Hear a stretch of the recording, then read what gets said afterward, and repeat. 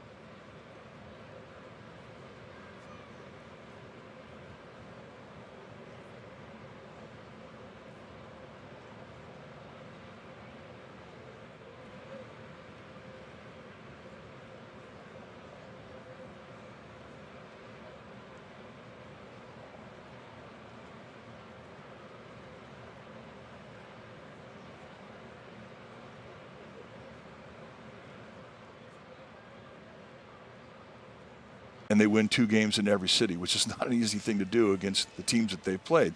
So to do it, they're going to have to do something with Yusei Kikuchi, who was an off-season acquisition by the Angels, and a guy the Giants, they kicked the tires on. The Giants were impressed with him. So I think it's going to be all about pitching again today.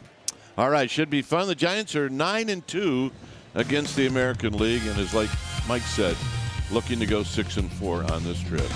All right, we'll have the lineups in the first pitch right after this.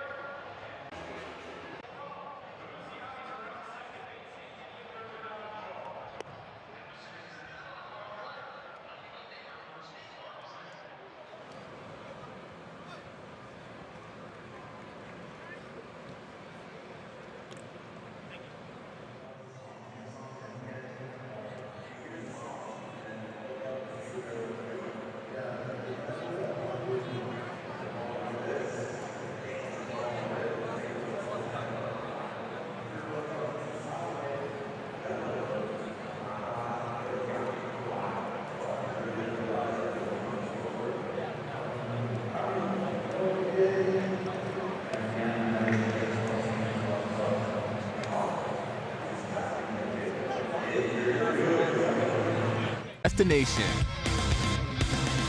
All right, back here at Angel Stadium, the Angels have taken the field, and that'll give us a chance to check out our game time weather, and it's presented by the Santa Cruz Beach Boardwalk. Really nice, 75 degrees. You see the winds are light, and a perfect day to play baseball. There's the winds. And pretty much the same wind we've seen in the first 2 days of this series. Just a trickling breeze. It just, makes it pleasant to sit and watch a ball game. Not going to have a whole lot of effect on the hitters. It's a good place to hit. You'll see right-handers who can go to right field because of the slight advantage they have there. But basically, really perfect playing conditions on this beautiful Easter day. All right, let's take a look at Bob Melvin's lineup. Not a lot of offense from both teams in this series. And it'll be Elliot Ramos to lead it off, followed by Adames and then Lee. Matt Chapman, a big home run last night. He'll be the cleanup hitter. Wilmer Flores looking for his first hit in this series, followed by Matos, Fitzgerald, and then his debut, not his major league debut, but his seasonal debut. David Villar will hit 8th, and Sam Huff will hit 9th. On the hill today for the Angels will be the left-handed veteran Yusei Kikuchi. Kikuchi in his 7th year at the big league level, 6 feet tall, 210-pounder. This is what he has done this year in 4 starts, 0-3 with a 4.13 ERA. But look at the strikeouts, 22 and 24 innings. Giants have seen him a couple times. He doesn't have a record against the Giants, but lifetime he's thrown 13 innings. He struck out 23, so he's impressed him. Let's take a look at the StatCast 3D. Powered by Google Cloud as to how he goes about his business. His slider is his #1 kill pitch. He'll throw that more than anything. But the fastball, it's a good one. It's mid, oftentimes high 90s with velocity. Changeup, curve, slider, sink the ball. He can do everything. First pitch is a called strike. So we get started at 107.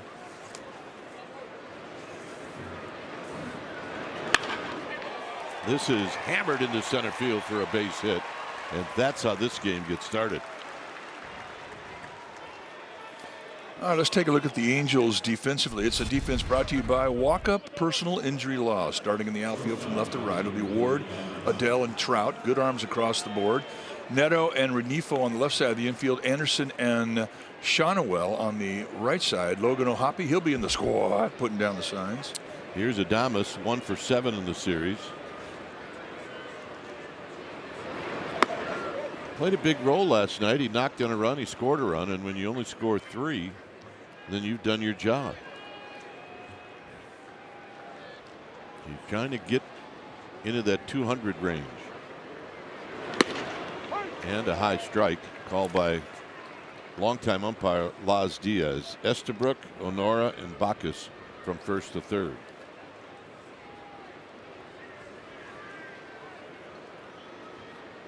Ramos with his lead, and a swing and a foul, and it's 1-2. Spanish audio is available on the SAP channel, and it's all brought to you by your Northern California Honda dealers. So Adames in the hole, 1-2, with Jung-Hoo Lee to follow. Got him. Good changeup. And he can make you swing and miss with a lot of what he features. Strike zone today with Laz Diaz. Normally it's a strike zone with you get more low pitches than high pitches, but it can be very tight. And you can't throw a better changeup than that. So here's Lee. Lee in the series is 3 for 7. And he takes in tight. Has never faced Kikuchi before. But Chapman has, and he's on deck.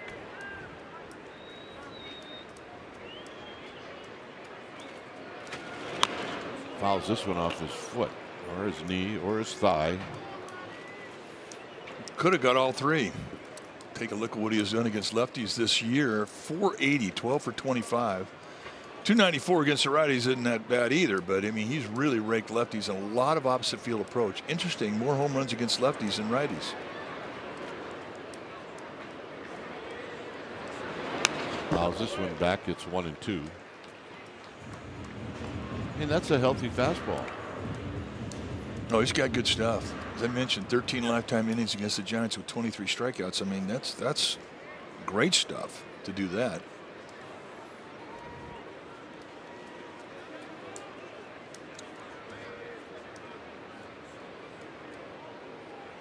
And a soft toss chasing Ramos back. He's got a couple of steals. He hasn't been thrown out this year.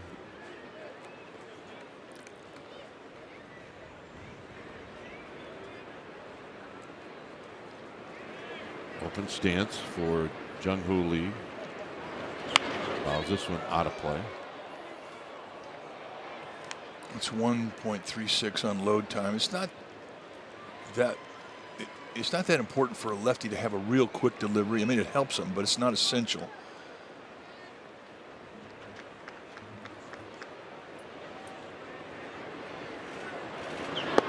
Down low, evens the count at 2-2.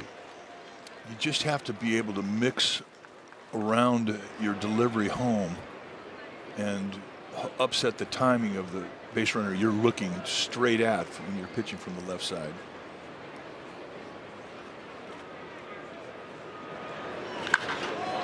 It's this one very high into right center field. Adele will put it away, 2 down. And here's Chapman. It's about the same scenario last night when Chapman in this spot put the Giants in the lead with a 2-run home run. It is Easter, and happy Easter to all of our fans, wherever they are, including here.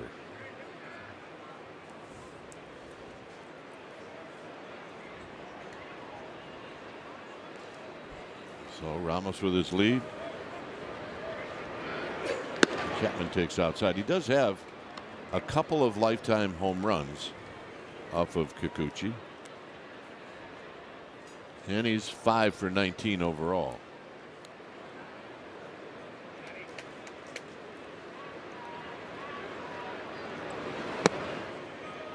So 2 balls and no strikes. You look at Kikuchi's numbers historically, what he did in Japan and the minor leagues and here at the big league level. He's given up a lot of home runs, which means he will attack and he will pitch up.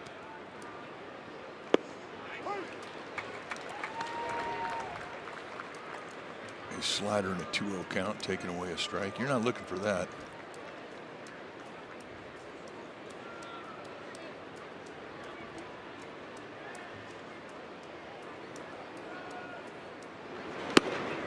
And it's 3-1.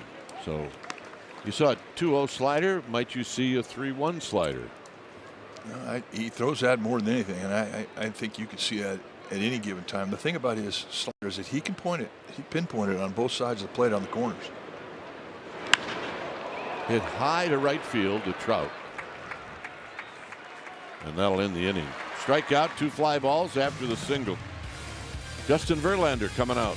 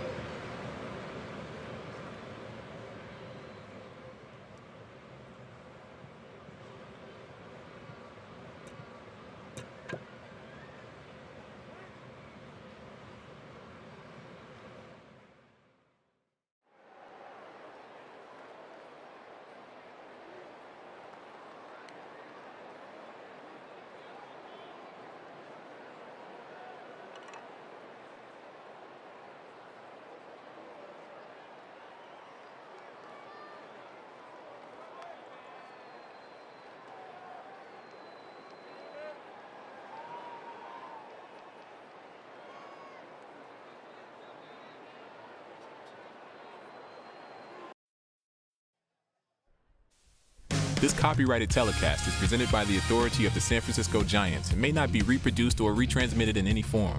And the accounts and descriptions of this game may not be disseminated without the express written consent of the San Francisco Giants Baseball Club, LLC. Giants come up empty. They strand one in the top of the first.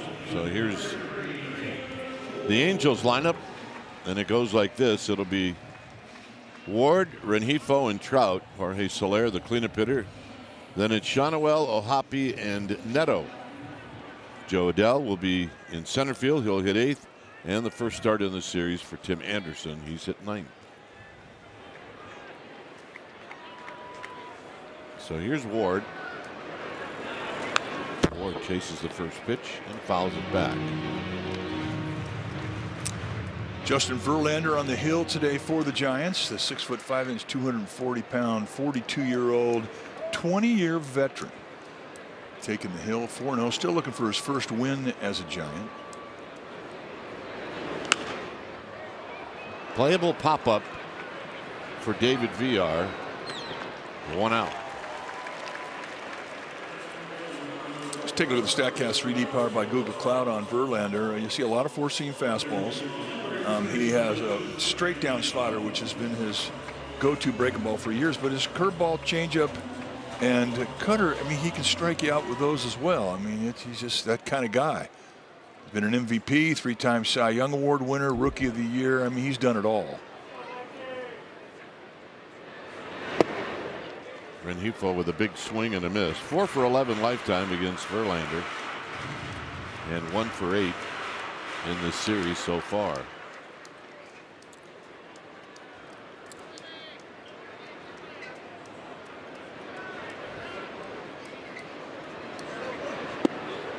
Back with a breaking ball, and it's now 0-2. Just establish the curveball with one pitch, which is what you have to do the first time through the lineup. You have to be able to tell your opponent you can get all your pitches over. That's never been a problem for Verlander, but he just established the curveball with a good one.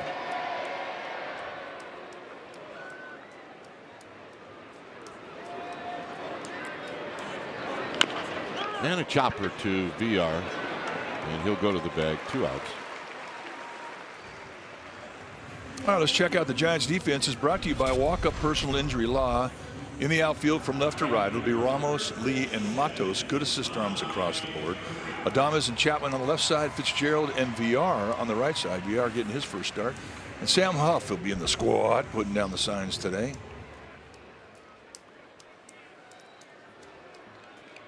Here's Trout, couple of home runs last night.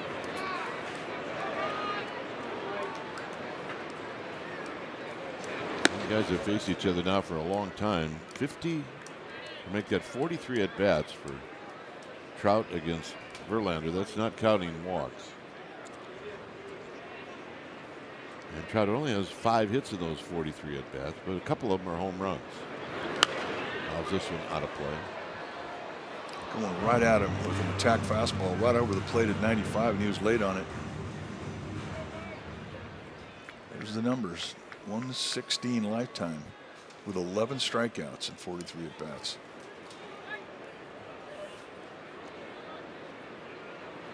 Look out.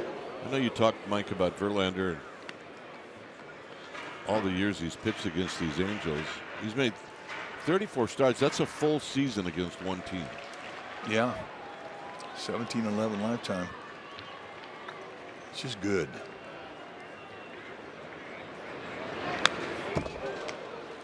That is a home run rip if you've ever seen one, and it's 2-2. 4 pitches, 4 fastballs, and it's not like he's nibbling corners either. Well, we saw what he did with a couple of off-speed pitches last night.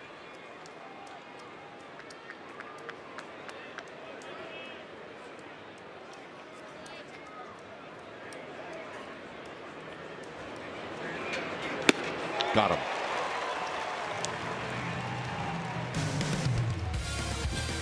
Second inning coming up.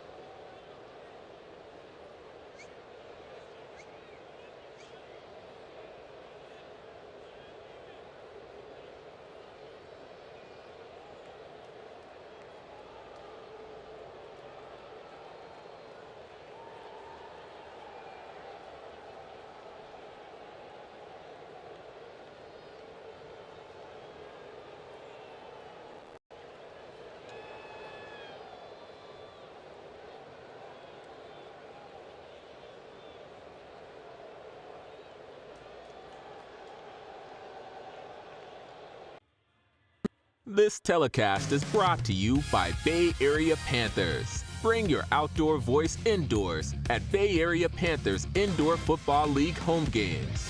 Get more information and your tickets today at bayareapanthers.com. No score. The pitch to Wilmer Flores is a called strike. So here in the second, it'll be Flores, Matos, and Fitzgerald. That represents the 5, 6, and 7th place hitters in this lineup. Sure hands Matt Williams makes the play.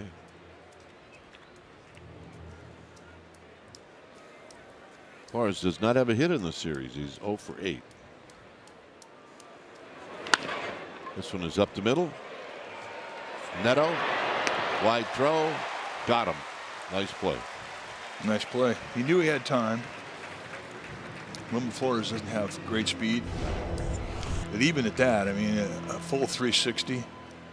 Great extension to the left. 360, plenty of time. Bingo. Once you catch it, you kind of have to, out of the corner of your eye, get your target. Here's Matos, first at bat in this series. And he takes a strike. Yaz gets the day off against the lefty.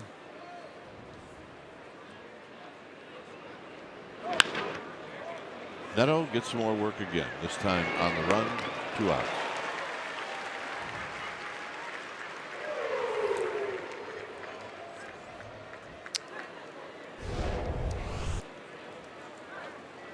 Okay, before the game. Before the game. Neto finding a friend. She can hang too. She will be a Neto fan the rest of her life. Absolutely. I kind of am right now. Yeah. He's a good little player. He can hit. Yes, he is. Swing. Gonna miss. Nothing in 2.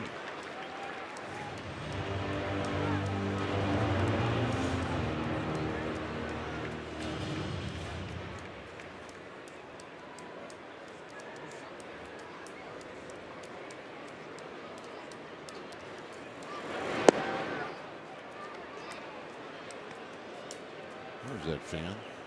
Oh, she's still glowing.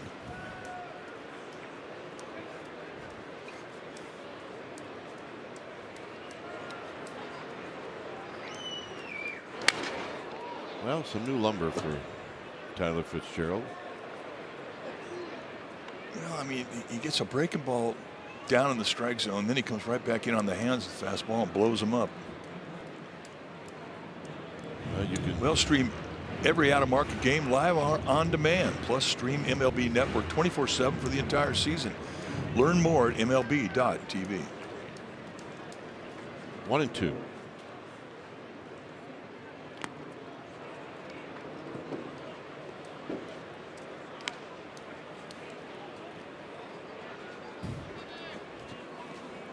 It would be VR if Fitzgerald can reach here in the second. He does have a lifetime home run against Kikuchi. And now he gets it to 3-2. If you're a pitcher and you can break a guy's bat, and it's as good as a strikeout. We once saw Benito Santiago break 3 at-bats and 1 at-bat. 3 bats and 1 at-bat. Lifted to shallow left. And Ward will put it away. 2 ground balls and a fly ball. Verlander comes back out.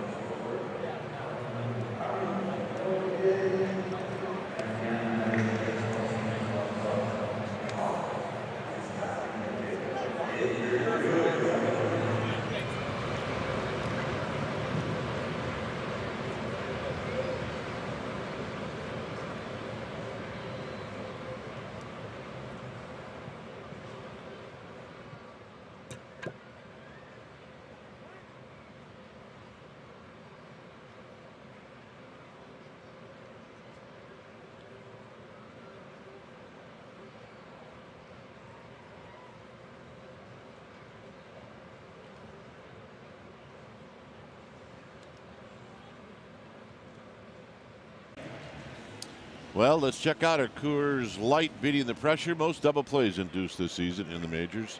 Well, the Angels are on top with 14, and the Giants are right below the Angels, while the Pirates Phillies with 9.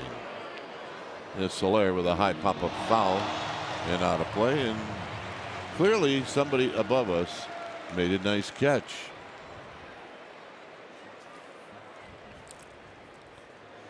Soler 1 for 7 in this series. Soler had a base hit in the 9th inning last night.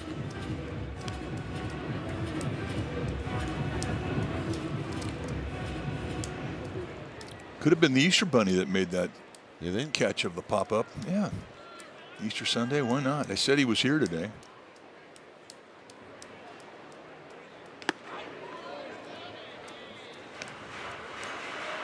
There he is. Just glad I'm not sitting behind him. And he's also a Giants fan. Who knew? I didn't know that. High into center field. There's Jung-Ho Lee shades his eyes and makes the catch. The Warriors kick off the first round of the playoffs against the Rockets. It's going to happen today at 5:30. Right here on NBC Sports Bay Area and streaming on the NBC Sports app. I know what we're going to do tonight. When you say we, I'm assuming you're talking about you and Jennifer. Yes. There's a pitch outside for a ball, 1-0. But you'll get it. You're recording it. We will be hoping to get it on the airplane.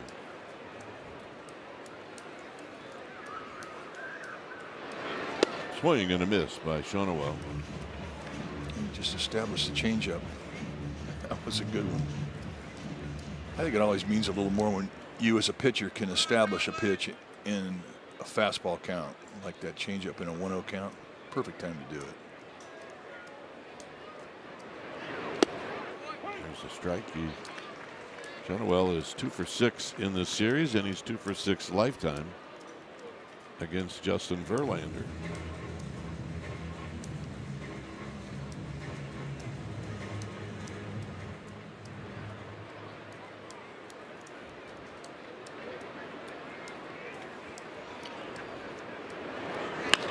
And a pop-up.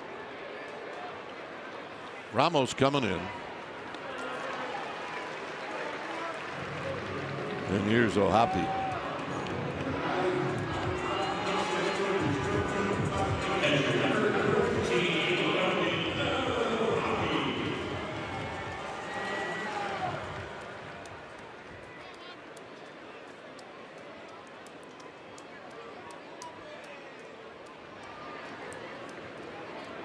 O'Hoppe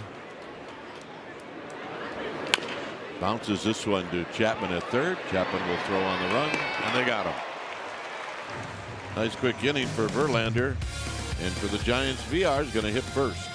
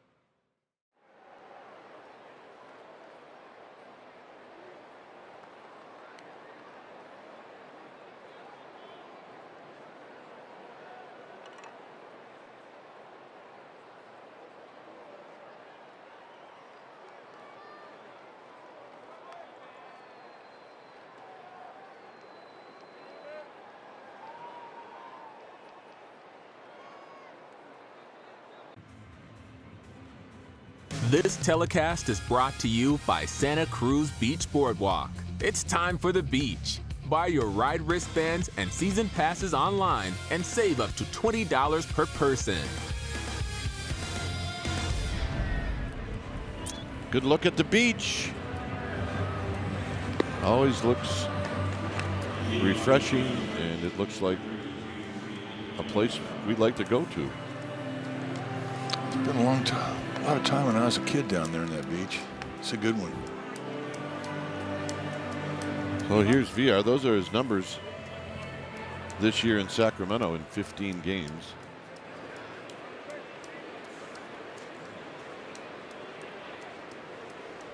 Giants have a hit. Ramos led off the game with a base hit, and then that's it. 6 retired in a row since then. So here's VR. VR said that he tried when he got to Sacramento to cut down on his strikeouts, which meant he had to cut down on his swing, which meant his home run numbers are not what they usually are. This is rolled softly to first, and that's out number 1. So we'll see if that works out with Mr. VR. And here's Huff. Huff on the year is 2 for 18. Unlike his first at bat in spring training. Here's a strike. John and I did the game in Surprise or Goodyear. I'm not sure which one, but his first at bat, center field, gone. Line drive, base hit.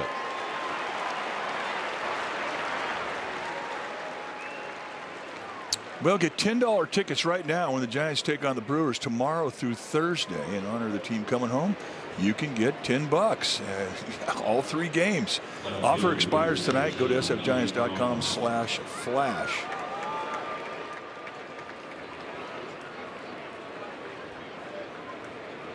Top of the order. Here's Ramos.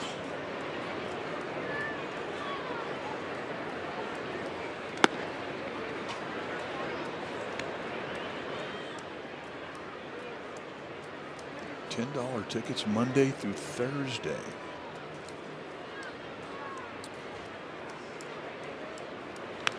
Look out.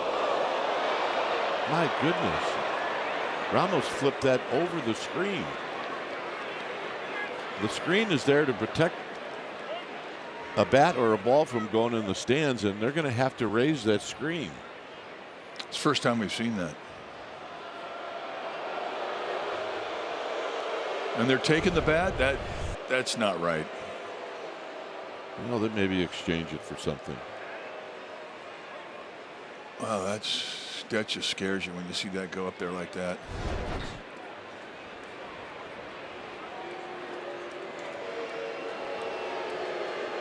Yeah, I'd boo too. He earned that bat.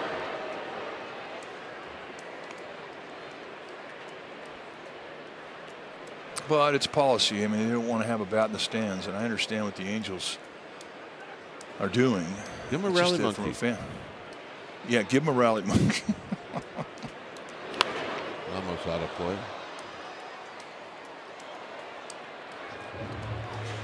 But if you've ever earned a flying object up in the stands, that gentleman certainly did. That's the first time we've seen that with since they put the nets on the side of the field.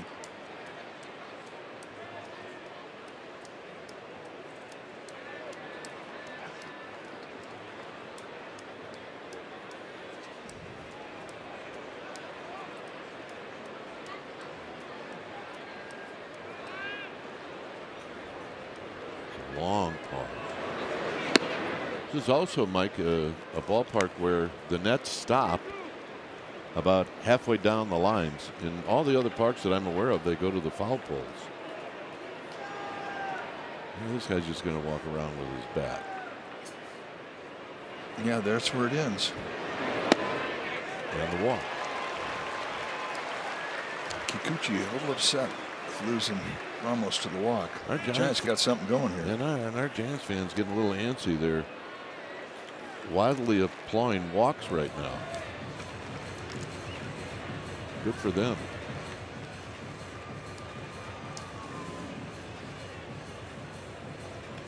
All right, now a message from Grayton Resort and Casino. Drive home the car of your dreams in the $1 million Dream Drive giveaway. Saturdays through April, win a Land Rover Discovery or Range Rover Velar. Plus, 100 winners of $500 in free slot play. Only at Grayton Resort and Casino. The pitching coach for the Angels, Barry Enright, now departing. Walking with Kikuchi's interpreter.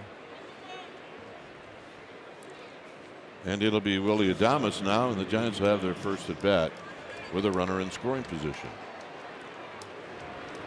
Adames likes that first pitch.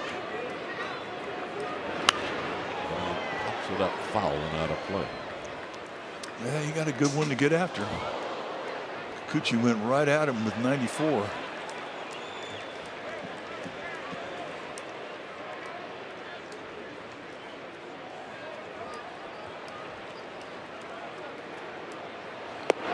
Down low, off at second. Ramos at first.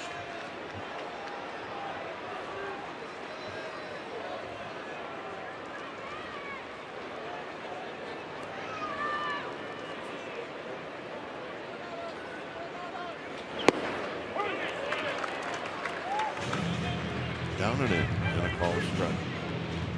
He just took out the knees of that 95-mile-an-hour fastball. It's got a little cut. Pitches off the first base side of that rubber. When it goes inside to a right-hander, it looks like that ball's got cut to it naturally. And it could be that it's actually straight, but because of the angle with which he releases it on the first base side and hitting that inside corner, it just appears like it's boring in on you. One thing for sure about Kikuchi, he's not afraid to come inside.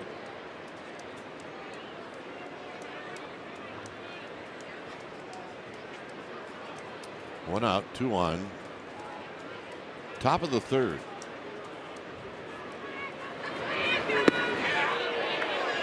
No swing. It was close to swinging and close to being called a strike. Kikuchi not happy he didn't get it.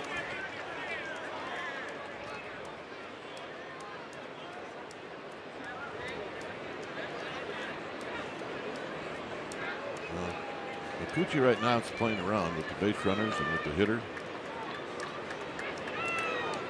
And now Adames says, all right, I can play that game too. We just don't see cat and mouse anymore, or much, with the pitch clock.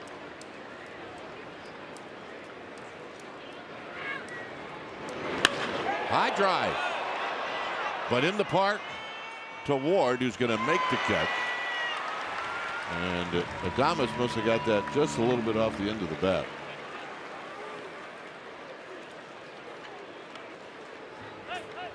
Because he had pretty good swing on it. Yeah, I think he's thinking he just missed it. Didn't get it quite pure, but the one he left the box, I thought, well, maybe. Here's Lee, who hit a fly ball to center field in the first inning. This one to first. So Shawnoel will go to the bag, and the Giants will strand a pair. Verlander coming back out.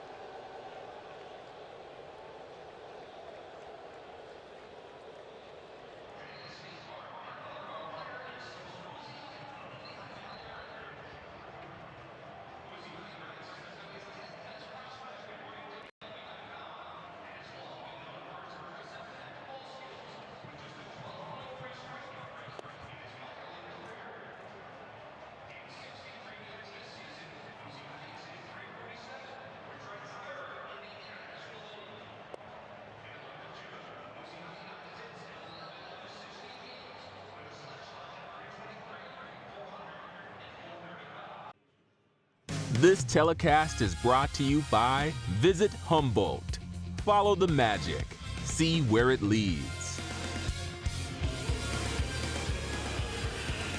Here at Angel Park, it's 0-0. Verlander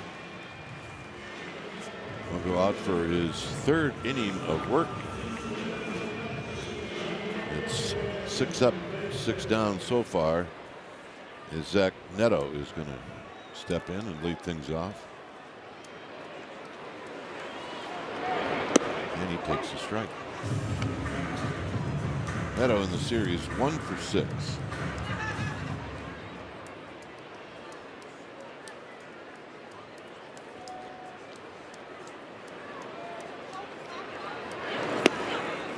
Comes back with another breaking ball. Joe Adell and then Tim Anderson are your bottom 3 in this Angels lineup.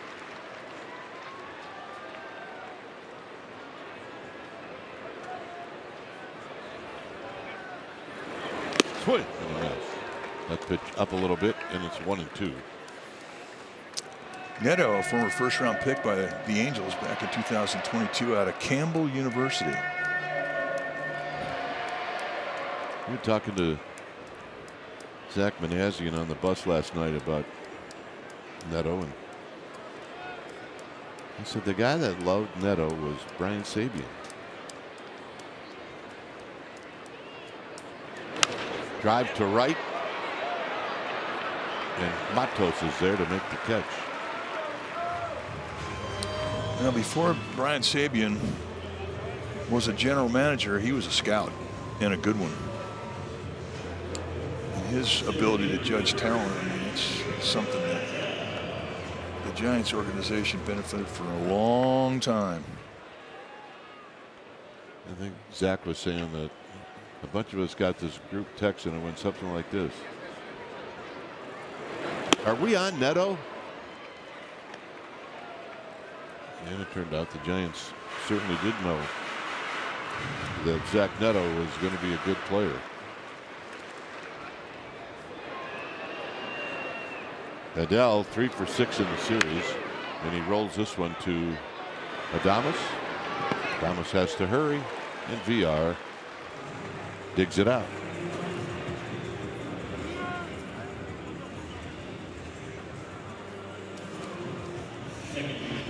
So here's our first look at Tim Anderson. He came in the game yesterday as a pinch runner. He's had 24 lifetime at bats against Justin Verlander, and he's 2 for 24.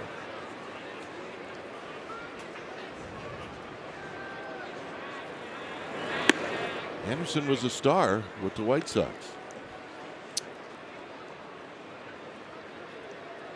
Yeah, and he's 31 years old. It's not like he's over the hill age-wise, but he really has fallen on hard times through the last couple of years.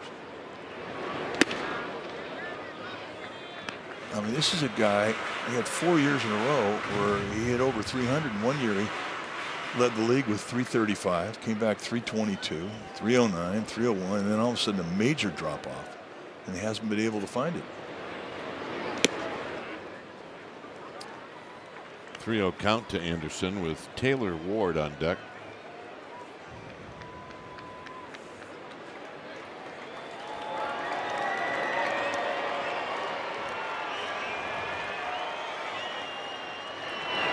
It's a strike.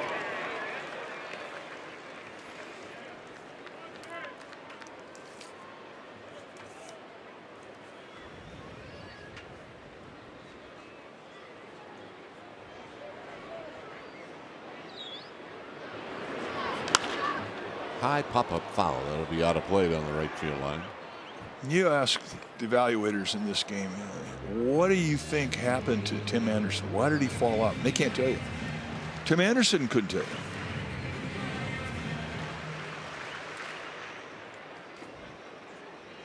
That's everybody's fear as a player.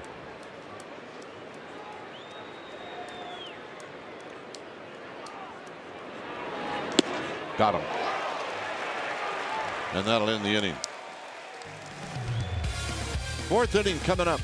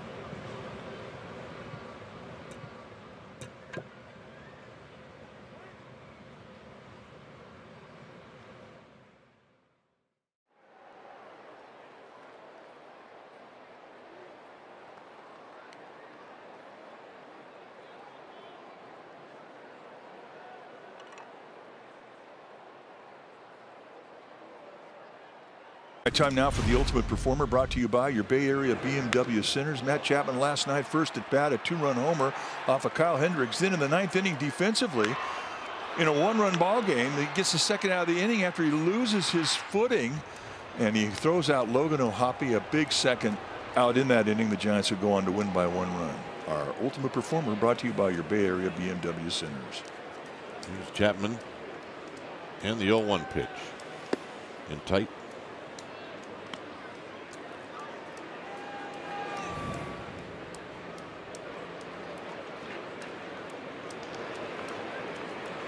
Wilmer Flores to follow. 2 balls and a strike.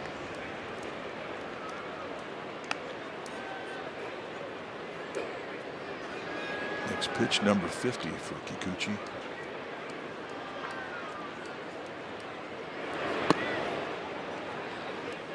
Easy take.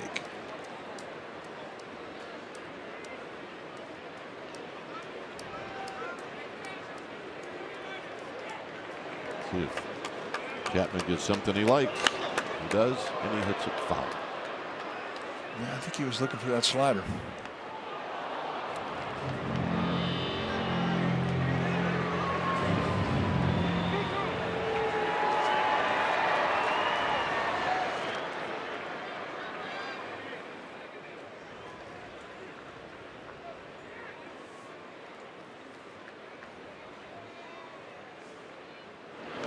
Foul back. Kikuchi got away with one there. Tried to backdoor a slider, and he left that thing up there at the belt. Right now, you don't want to make mistakes up and away to this gentleman.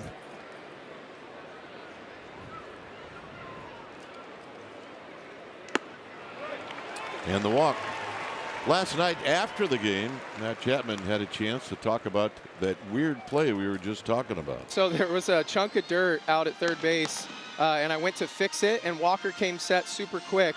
So I kind of was backpedaling, and it was 3-0. So I thought maybe there's a chance he wasn't going to swing 3-0, and then sure enough, it's hit right at me, and I'm still kind of backpedaling, and I go to push off, fall, land on my hand that didn't feel very good, that I have a big cut on, and then was able to make the play, get the out.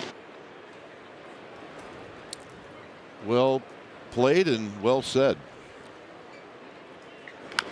This is bounced foul into the Angels dugout right behind Ron Washington. Well, it turned out to be a terrific play. It really did. And it was an important play. I don't know many guys that could have made that play. Wilmer shoots this one foul.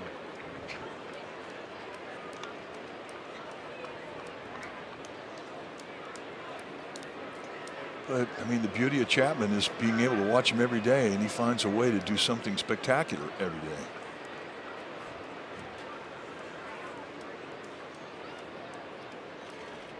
Got him. Pull the string on Wilmer.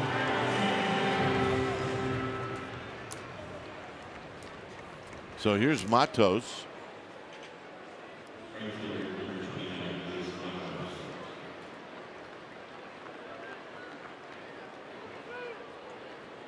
Matos rolled out to short. Good speed at first.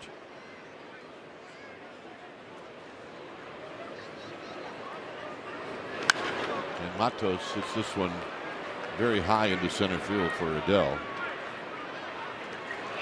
Playing it off to the side. And here's Fitzgerald.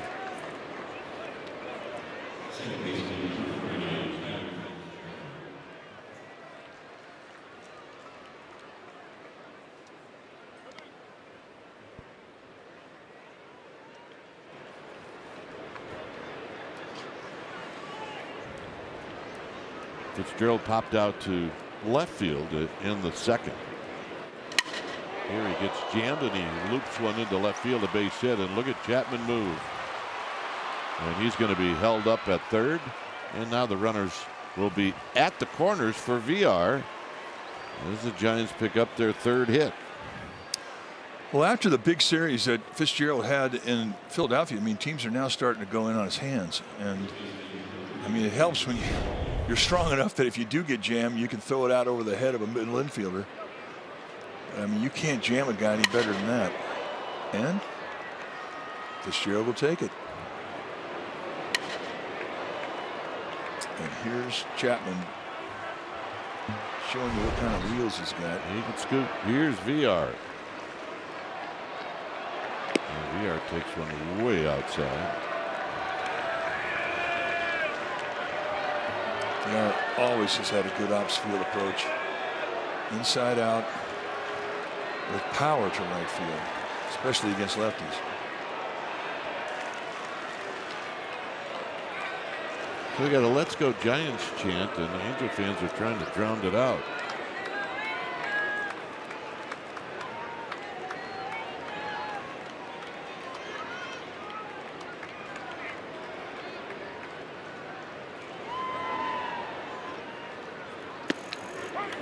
Here takes a strike to even the count. Chapman at third, Fitzgerald at first. Both guys can run.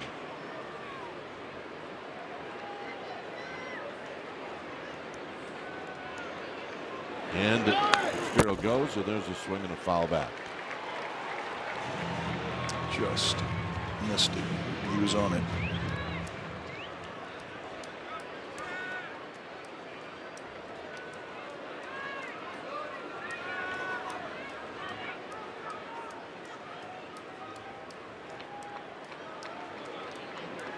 Huff is on deck.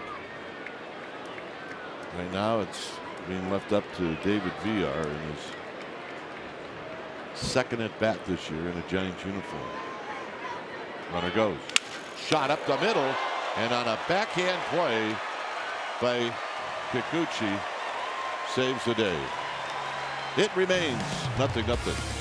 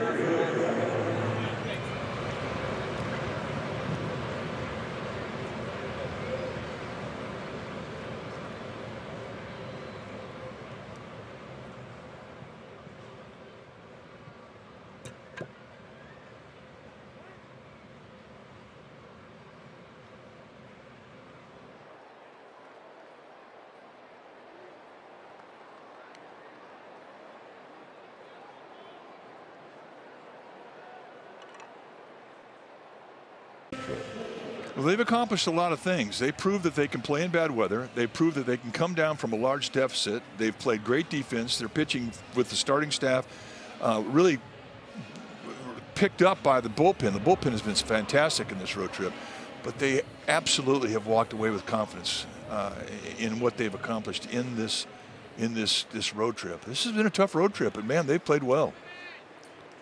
No score. So top of the order, it's Taylor Ward. Justin Verlander. 9 up, 9 down to start the game. 2 strikeouts, obviously no walks. And he's used all his pitches too.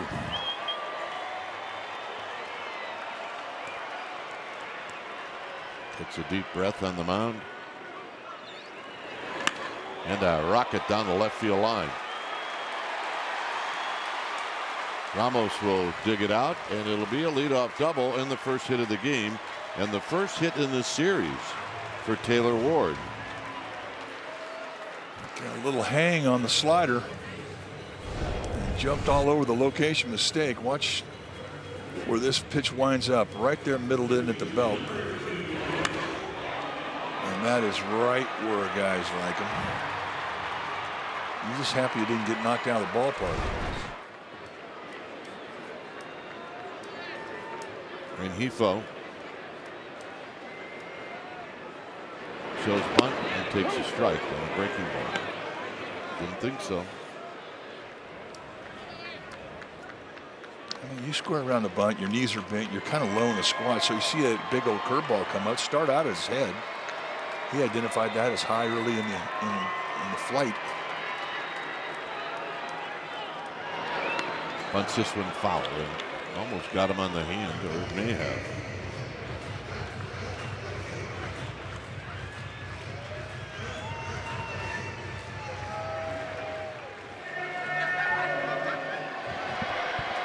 Now the trainers are coming out to take a look at that hand of Rengifo. That's one of the risks, Mike, when you square around a bunt, if that top hand gets pinched. Ouch. Has that happened to you? No. No, I don't think I ever put my hand up that high on the bat.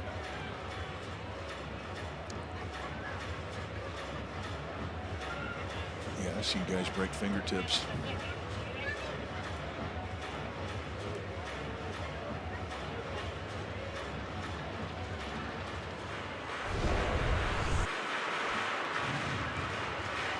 He's got his fingers curled. I think he just caught the top of his second knuckle on his forefinger. Yep. That lit him up. So it's 0-2 on the 2 bunt attempts by Rengifo. And here he takes a low. Pitching for the strikeout now. As he should. Runner at second, nobody out.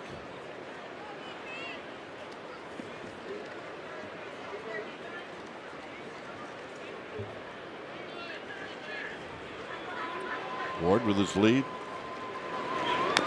And Rengifo just got a piece.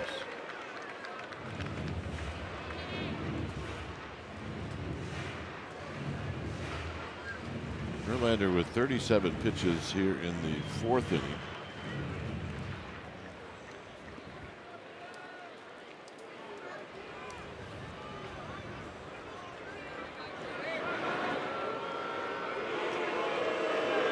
No intent at all by Verlander to throw, just giving Ward an idea that I haven't forgotten about you at second base. High pop up out of play.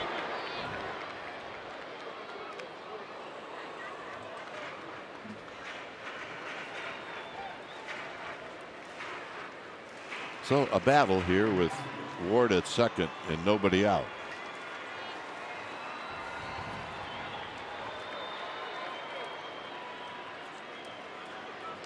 Very high.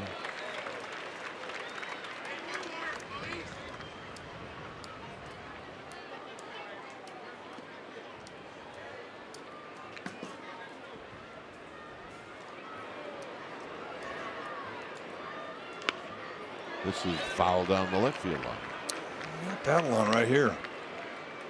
It's a big get for Verlander. It's the first time he's been in the stretch all day long, and it has not affected his command. Next pitch will be number 8 in this at bat. Got him.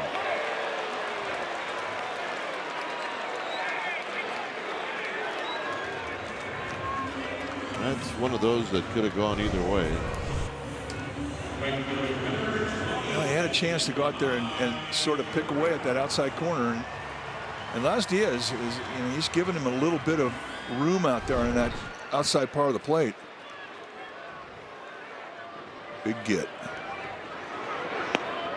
Yeah, that's a tough at bat. You take a strike trying to bunt, you get pinched on your finger trying to bunt, and then you get called on at a pitch that could have been called a ball.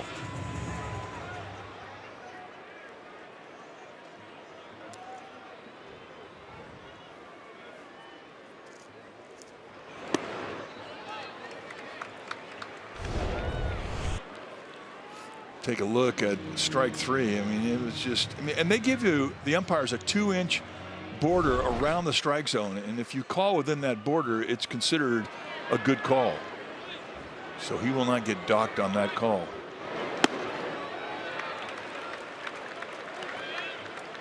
He's got an open base and it looks like he's nibbling here.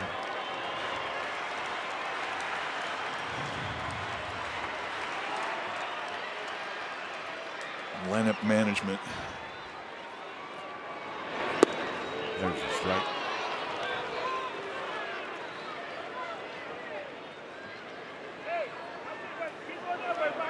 Uh-oh. Laz Diaz is warning somebody.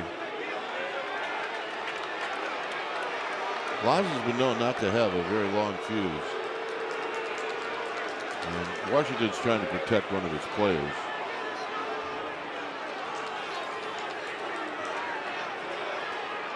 Well, Rengifo, he probably should just sit down in the shady part of the dugout and just kind of zip it right now, or he's going to get tossed. The other guy who's looking at him is not necessarily the first base umpire, but Eric Bacchus, the third base umpire, is watching too. Yeah, he's keeping track.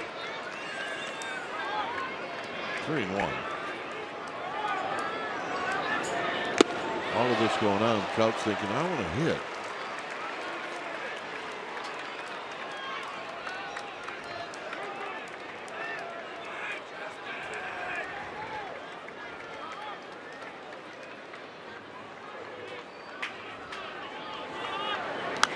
Pop up out of play, another fastball. 96. Well, we've seen him reach back and hit 97. His average velocity's been right close to 95. And that's a whole mile an hour faster than what he did last year, the whole season on average with the fastball.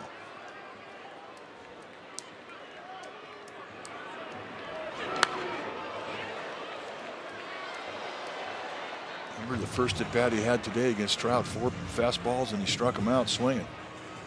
And here, of the 7 pitches he's throwing 5 four-seamers and 2 sliders.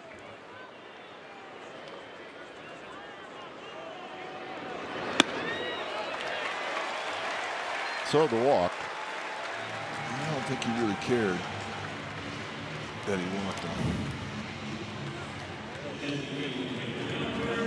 Sets up the double play with force.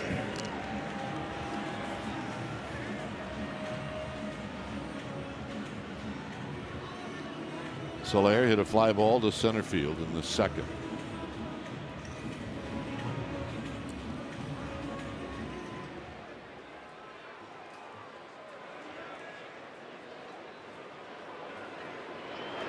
Swing and a miss. No balls and 1 strike.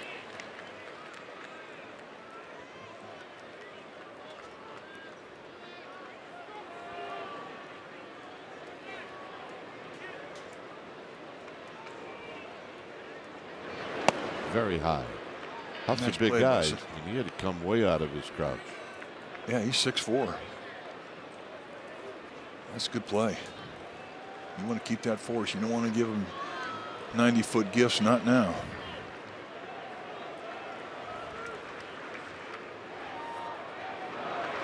And a miss. 1 and 2. I mean, he's playing country hardball with the beef of this Angel lineup. A lot of fastballs to Trout, a lot of fastballs here to Soler.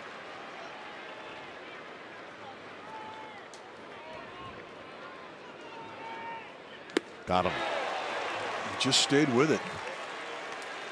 And Soler took a long look at Verlander, thinking, hey, dude, you're supposed to be 42. Well, you didn't pitch like it. And that's another big get. Just rear back and go country hardballing.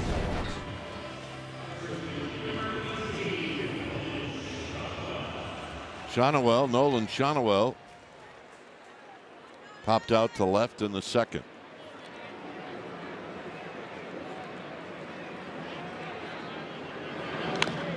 Rolls this breaking ball foul.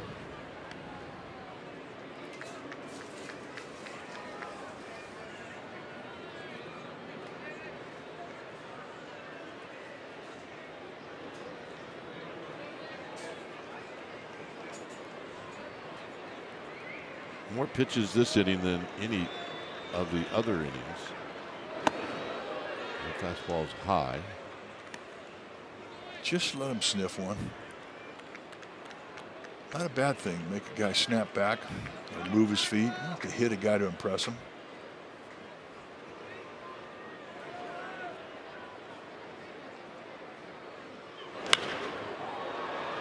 He should be in the seats, and it is.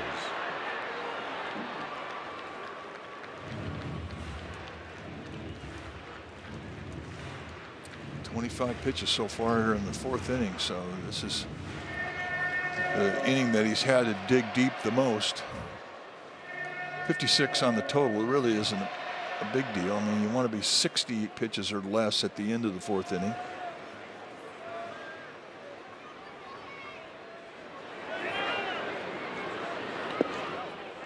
Nice block. 2-2.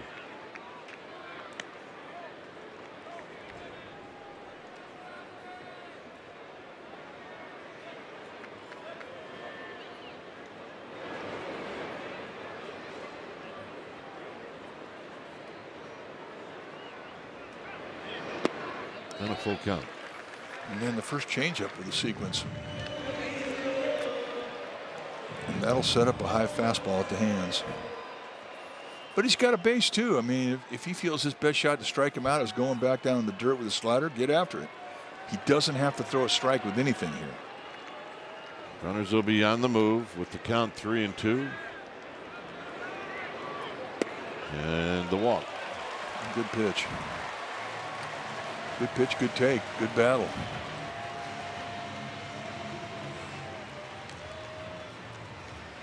So JP Martinez is going to give Verlander a bit of a breather.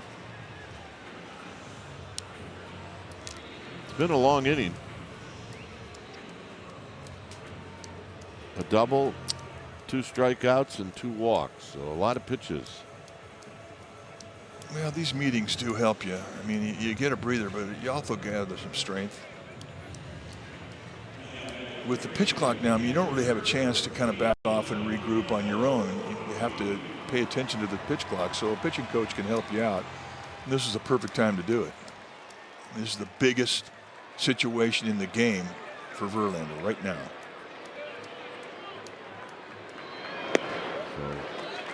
So, Hoppy is 0 for 1 with a ground ball to Chapman.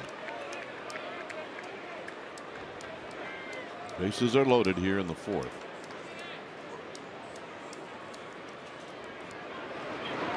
Two and 0.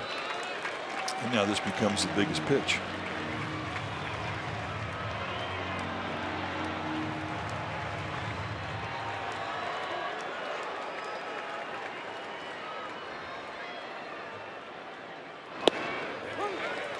Verlander pours in a strike.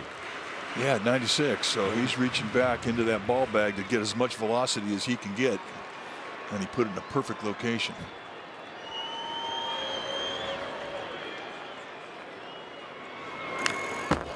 A challenge and a challenge swing, and it's 2-2. Yeah, well, you see what he was thinking. In a 2-0 count, he goes to the outside corner at the knees and gets the first pitch strike on a take. And then he takes that setup and goes the next fastball up and in, trying to get in on the hands. So now he's got a 2-2 pitch where he can go out of the strike zone. And he can bury that slider right on top of home plate and hope so Hoppy chases. Or he can climb the ladder and go right back above the hands.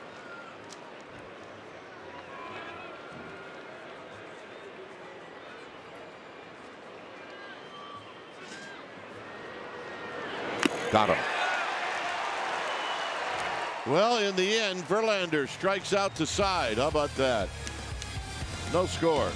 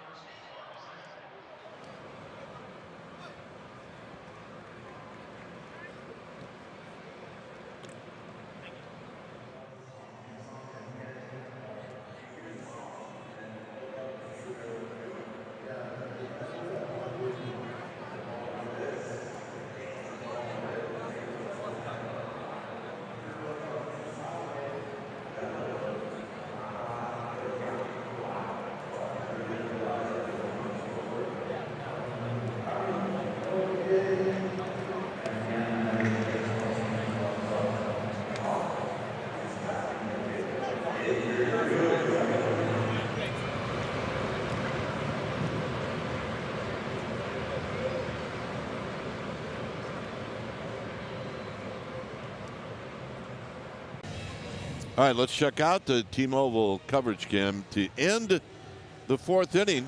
David Villar hit a line drive right back to Kikuchi. And look at that. Just turned his back, and threw out his glove, and that's where it ended up. And by the way, if that ball gets through, it would have been hit right at Tim Anderson at second base. Yeah, still a fun play to see. Absolutely. So Sam Huff is going to hit first here in the 5th inning. What a nice job by Justin Verlander. Boy, I'll say. Some big league pitching right there. Huff had a 1-out single in the 3rd.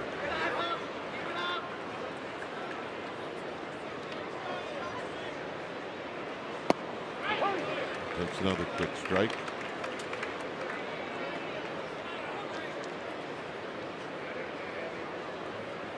Giants are 0 for 3 with runners in scoring position, and so are the Angels. Huff with a swing and a miss. Strikeout number 3. So here's the top of the order. It's Elliot Ramos, who's been on twice, a single and a walk.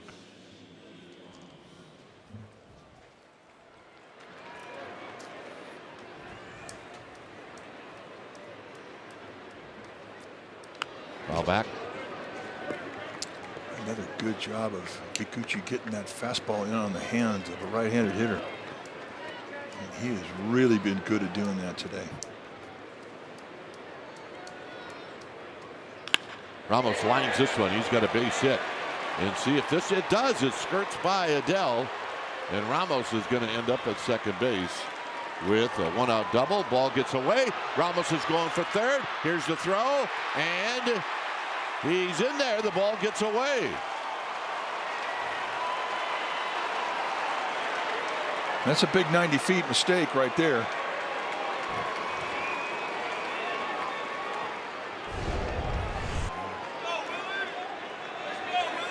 Now just a bullet, and he rounds first base knowing he's got a double. But here's where, being heads up and alert and looking for a mistake allows you to take a chance, and everybody gets overthrown.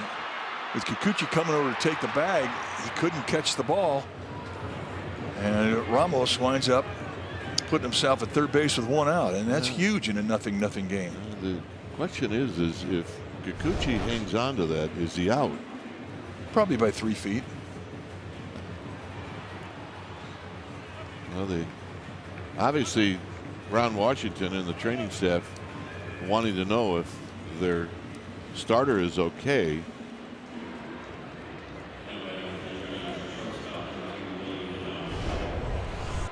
Well, would he have been out? No, he would have been safe. Yeah, probably would have from that look right there. But that's a couple of big guys running into each other. Infield in for Willy Adames. Adames 0 for 2. His last at bat was a deep fly ball to left field. And he takes one high and wide, 1-0. Well, he'd take another deep fly ball to left field right here. Yes, he would. So would we.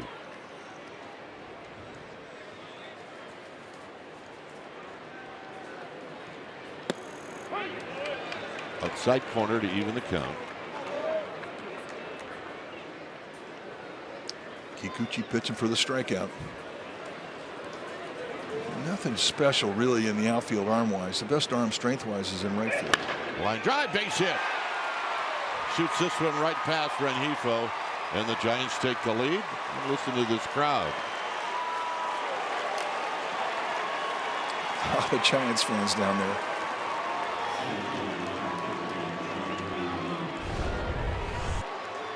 This is a big hit for a lot of reasons. And it's big because Willy Adames got it. It ends a scoreless tie. Big money hit. And a big momentum hit. And here's Lee.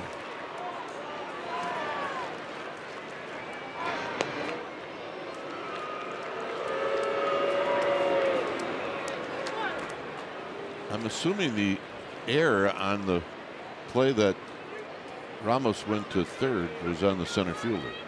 Yeah, Adele. And it should have been. It was a miserable throw. I mean, if the infield's not in, that ball that Adames hit, even though he hit it hard, may have been playable. There's a shot foul.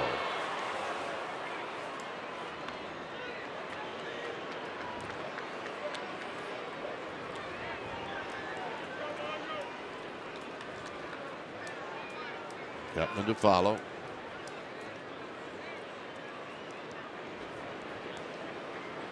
Way, way up high. 2 balls and a strike.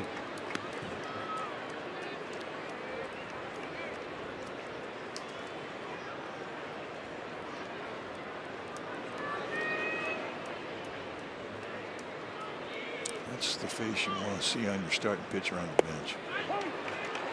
Perfect pitch. 2-2. In his mind, he's pitching the next inning. Neto, Adele, Anderson, he's thinking about those guys. That's how you stay in the game as a pitcher. That's how you keep that game face. Runner goes. So we're going to foul. Yeah, he doesn't have to worry about grabbing a bat. Those days are gone. Yeah, it was fun to hit, but it does split your concentration. And, you know, as a hitter, you have to assume the responsibility of what you're supposed to do situationally. And now pitchers don't have to think about that anymore. Or you could just do the Big Daddy. Right. Rick Russell, when he had a lead on a hot day, he'd go up there and just take 3. Swing. In a minute. Well, elevate your game to experience with a Giants suite. They're newly renovated, so check them out at the suite level. And some games against the Brewers, Rangers, and Rockies coming up. sfgiants.com/suites. Here's Chapman with Adames at first, and there's a pitch down low.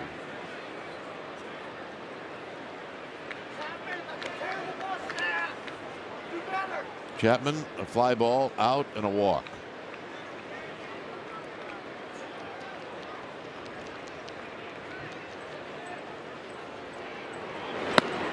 Two and 0. Pitch is now adding up for Kikuchi. The next pitch will be number 80. A lot of stress pitches too. He's only had 1-2-3 inning. That was the second. Aside from that, I mean, he's been in the stretch a lot.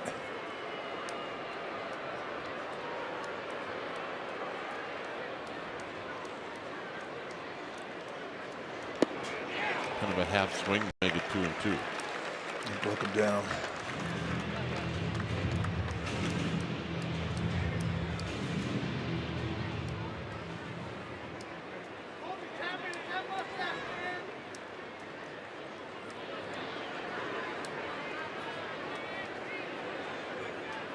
Two. High pop up and a souvenir.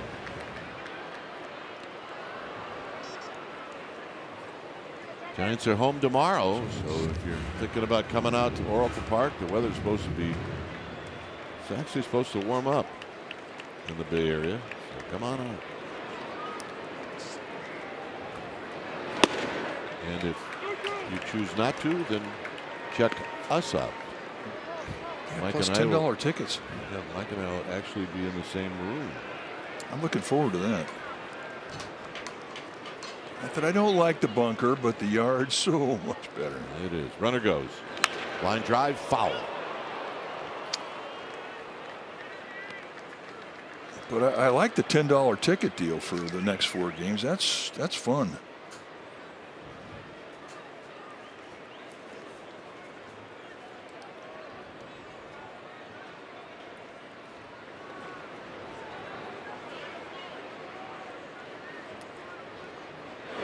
The walk. And pitching coach Enright coming out again. But you know what $10 tickets is great for? Students. So I'm throwing a challenge out there. Everybody from Cal, St. Mary's, SF State, USF, Santa Clara, Stanford, Cal State East Bay. Let's go. Grab your crew and get on out there. For $10, it's a cheap party. Yeah, it really is.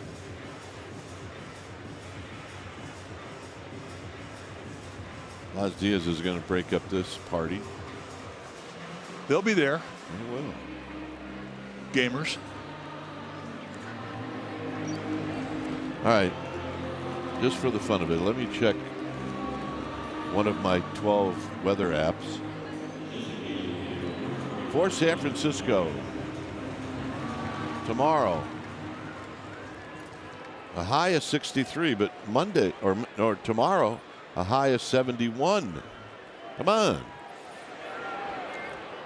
Here's Wilmer Flores, and he takes outside for a ball. High 60s on Tuesday, and it starts to cool off a little bit on Wednesday, but sunny. Swing, gonna miss. Throw down to second.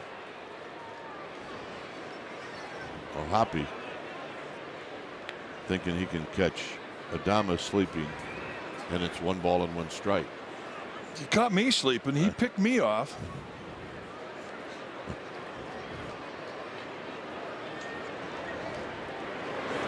We're looking for his first hit in this series. He's 0 for 10. Well, this is his best situation right here. He's hitting 400 with runners in scoring position and 2 outs. He's got 23 RBIs on the year. Good take. Las Diaz will not be happy about that body language. It's 3-1. He I think more than any other umpire takes that personal. When a pitcher shows him up like that with body language that says he disagrees with the call. It was close.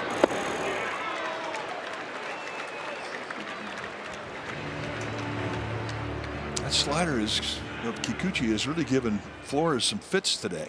Well, and it's likely he's going to see it 3-2. Yeah, and likely he won't see it in the strike zone.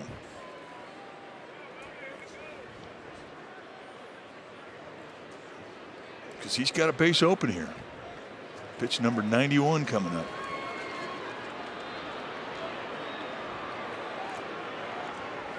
Runners go. Got him. Giants pick up a run. It's 1-0.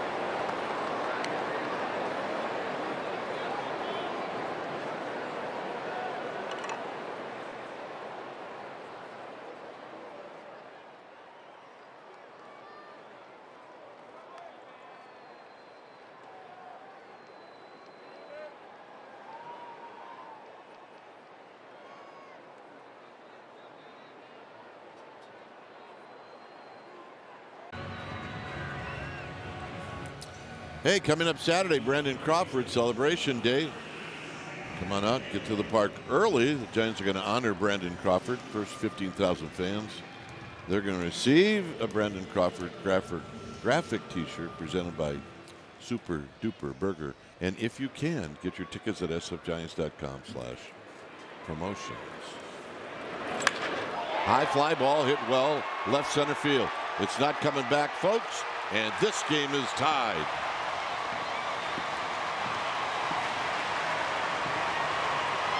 One swing does it off the bat of Zach Neto.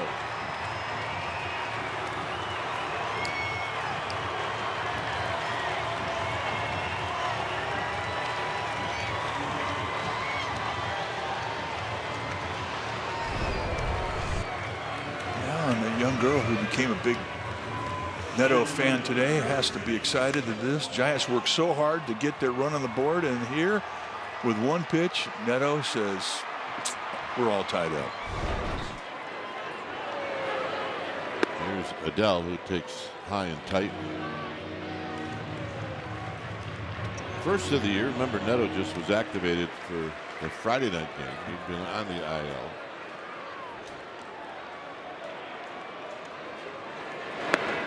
Two and 0.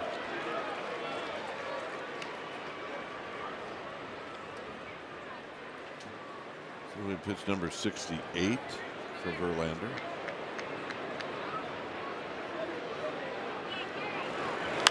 And a pop-up. Racing in is Matos. And he'll call everybody off and make the catch. And that'll bring up Anderson.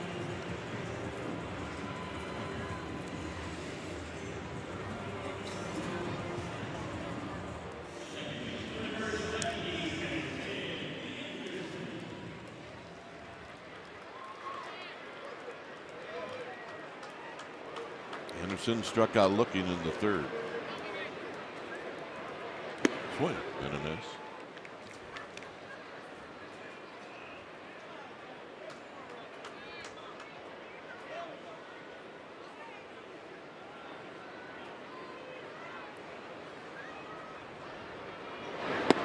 The strikeout Anderson had against Verlander in the third was the 9th time in 25 at bats where Anderson had struck out.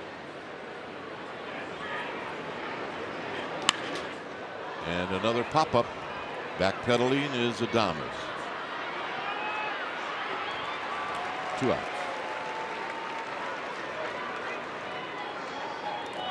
And here's Taylor Ward.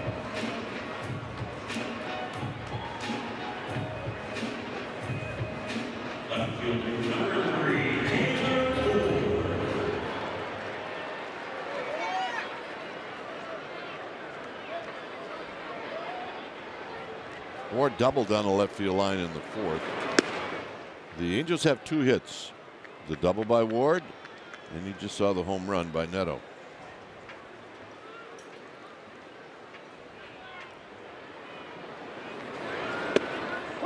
Curveball, and that evens the count.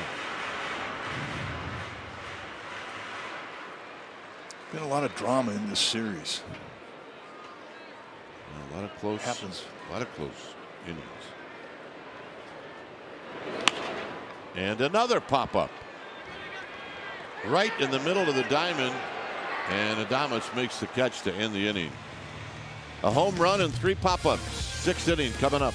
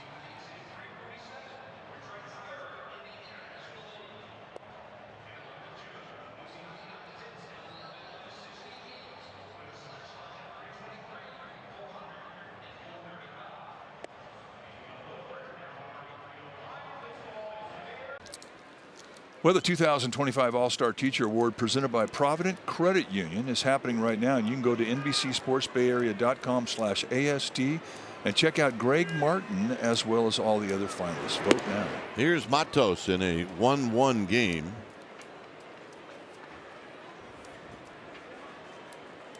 Matos, Fitzgerald, and VR.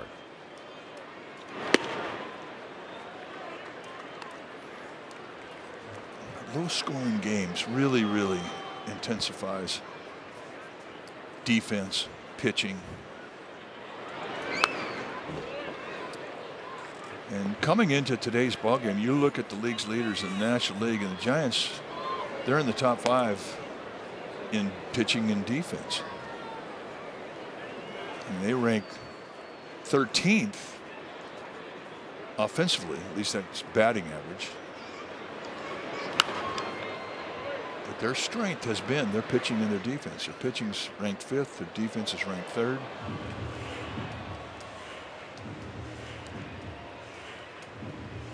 And that was said about this club leaving spring training. They're going to have to win a lot of low-scoring games, one-run games, and they've done it.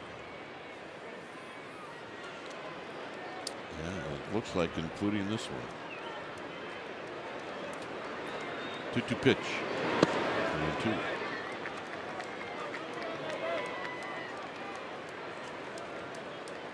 So getting close to that 100 mark pitch-wise. And we've got another 3-2 pitch coming up right here. Got him. Kind of knew that pitch was coming after you saw what happened with Wilmer Flores. Well, the slider, I mean, it's such a great kill pitch, and the beauty of it is that a lot of guys are going out of the strike zone chasing it. So when you have a pitch you can throw 3-2 and drop it out of the strike zone and pretty much guarantee guys are going to swing at it, that's a weapon. Here's Fitzgerald.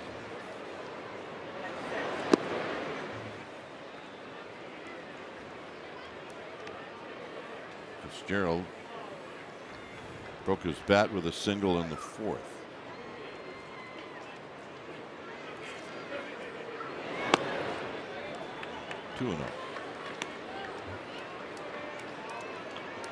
This pitch coming up is 100.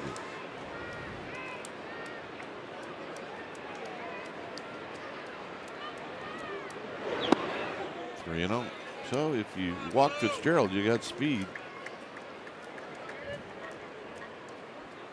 There's VR.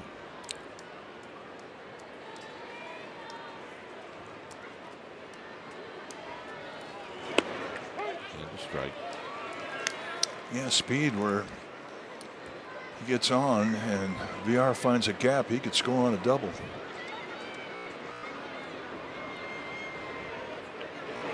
And the walk.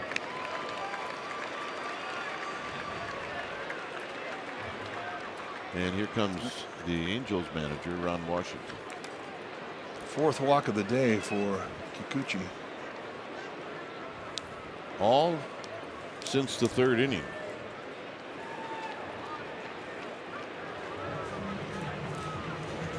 So Brock Burke, one of the 3 lefties in this Angels bullpen. When it's time for a change, think Speedy Oil Change and Auto Service, your trusted oil change, brake, and repair experts.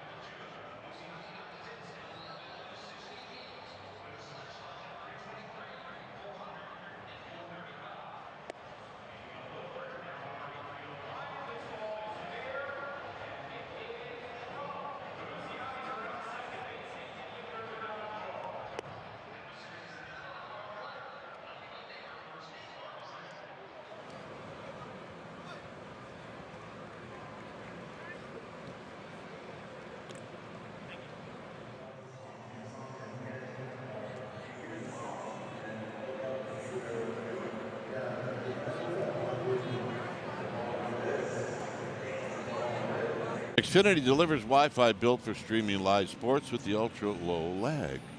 Stream the biggest moments from the best seat in the house with Xfinity. Brock Burke pitched an inning on Friday. He's your new pitcher.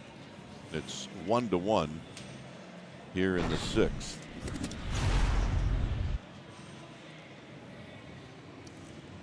Brock Burke, the 28-year-old left-hander in his 5th year at the big league level, takes the ball in 8 appearances out of the pen. He's 2-0 with a 4.70 ERA.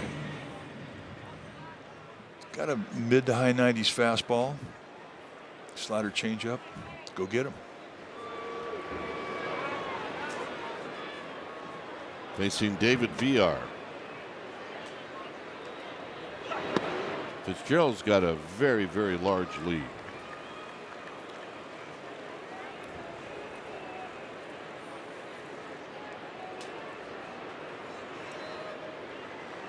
That's a large lead.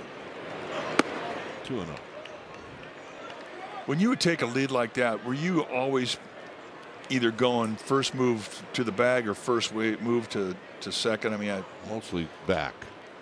So first move back to first.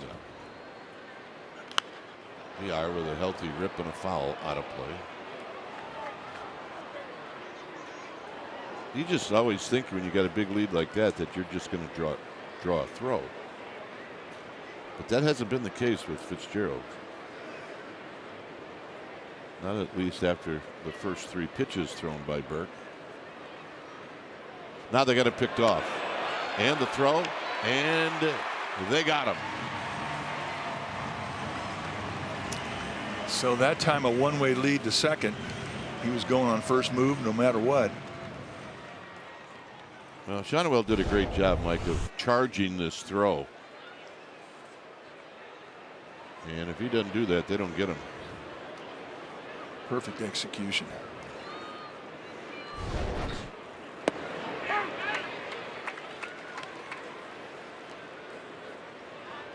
So 2-2 to Villar.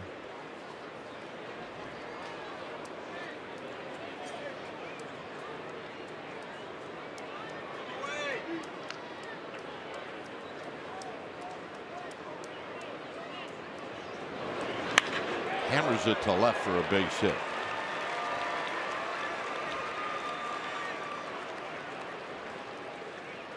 So Villar with a 2-out single, and here's Huff.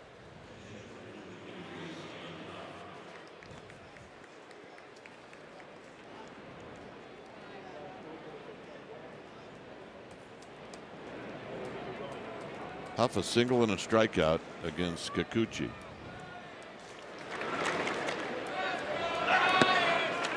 Trying to hit one into the seats, and it's 0-1. That's right. We wanted to put that 4-seam fastball right in on the hands, and that ate Huff up.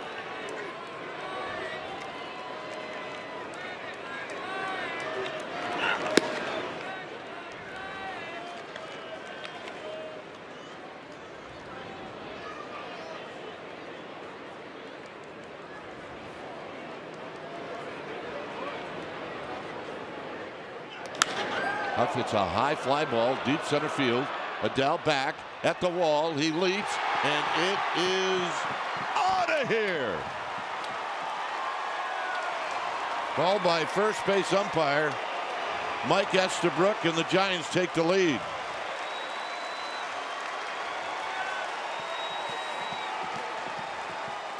Ron Washington's going to talk to the umpires to make sure they got this right.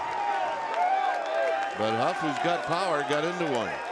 Well, and he got a pitch out away. I mean, after that first fastball in on the hands, I thought that Burke would stay there the rest of the at-bat. He makes a mistake out over the plate, and Sam Huff makes him pay. It has to get over the yellow line. Well, you kind of get blocked by... Yep, it's gone. Oh, home run.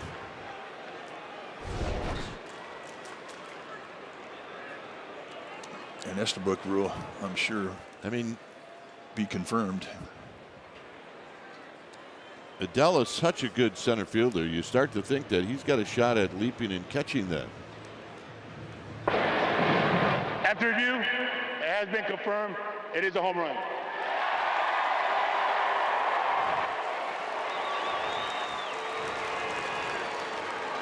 Giants fans are digging it. Yeah, a little 2-out thunder from the bottom of the lineup. Base hit from VR, and then Huff leaves earth.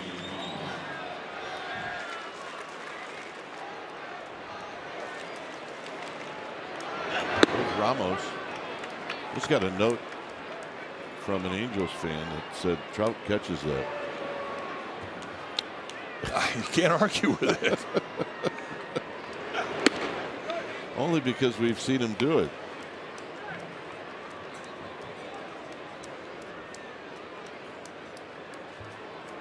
It's a ball and a strike. And Ramos takes high.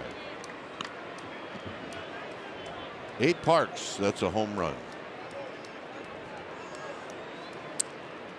Well, he picked the right ballpark to hit that fly ball in then. Veteran move.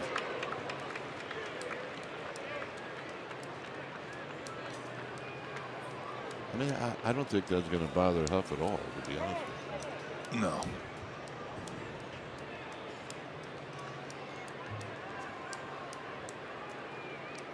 I know one ballpark it would not have been a home Well, run. yeah, that was pretty obvious.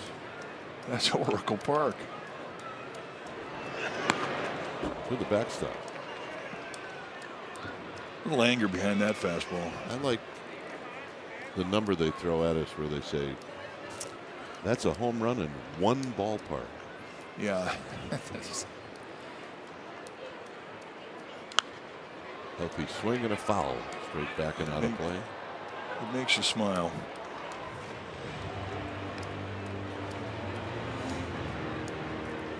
By the way, your home run, it would have been a home run in 24 ballparks. And at the time, there were only 24 ballparks. I'm thinking that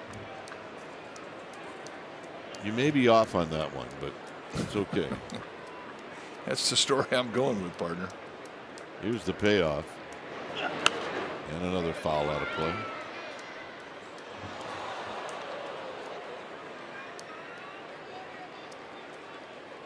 The best part about your home run is you've got the seat. Yes, I do. Hey, he takes the walk. That's the bat. You hit your home run, it hit the seat, and you've got it. Where is it, by the way? Well, after I moved, it's still in the garage. It's actually right next to my 2 Candlestick Park seats that are still in the garage. I got a couple of those. Here's Adames, and he takes a strike. Prized possessions.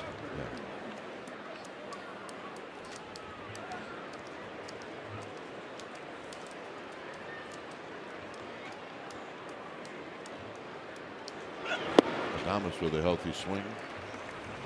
He knocked in a run in the 5th. He knocked in the first run in this game for the Giants.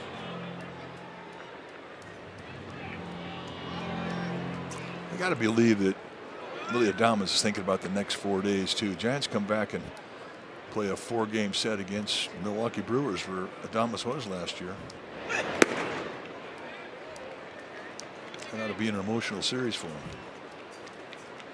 He made a lot of friends in Milwaukee. Well, after getting to know him here, you can imagine how many friends he had in Milwaukee.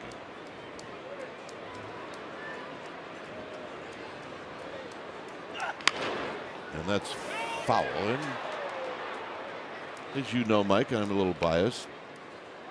Milwaukee, Wisconsin, it's a friendly place. It is. It's a fun place to play.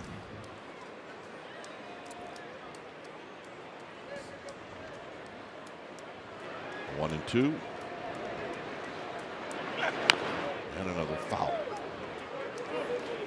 That's one of those baseball experiences that when we talk to Giants fans who are thinking about going to other ballparks during the summer months, you'd say, hey, I mean, Wrigley Field's a great place to go, but don't forget Milwaukee, just up the road, because it really is a fun ballpark. Yeah, I mean, that's a great road trip to go on if it happens that those 2 series are on the same road trip.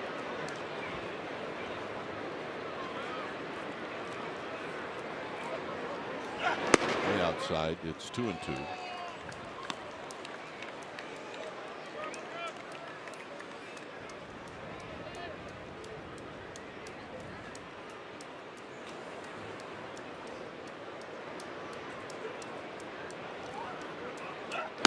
Ryan Murphy, our old friend from KBR, took a trip a couple of years ago to Milwaukee.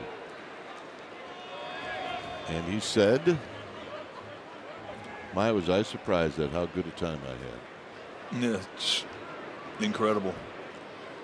Full count. Runner on the move will be Ramos.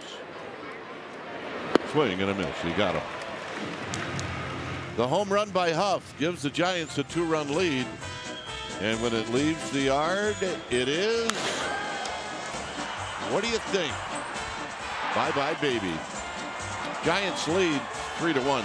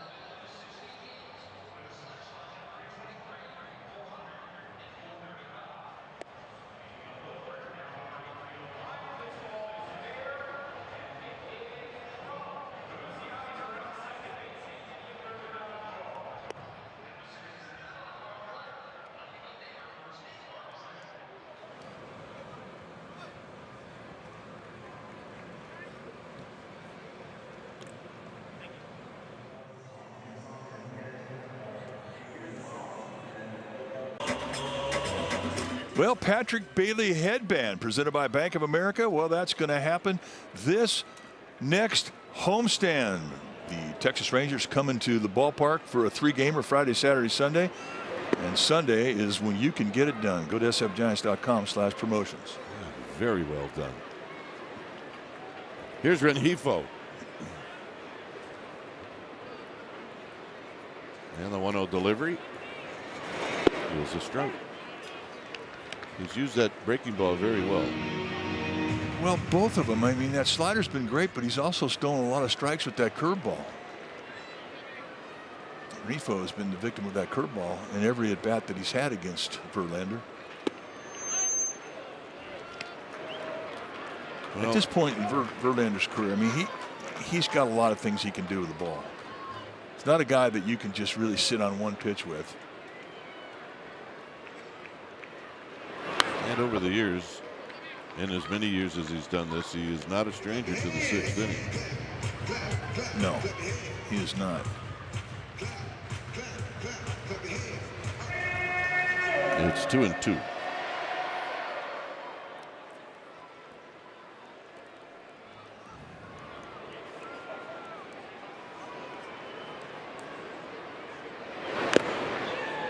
Got a piece of Huff behind the plate, and we'll do it again. The Friday and Saturday night crowds here at Angel Stadium were sellouts. This one is not a sellout, but it is a really good crowd.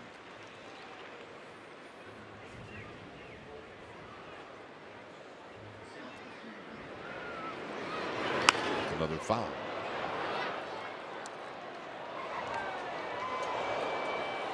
Pitch number 80 for Justin Verlander. Camilo Doval is in the Giants bullpen, and he's ready to go.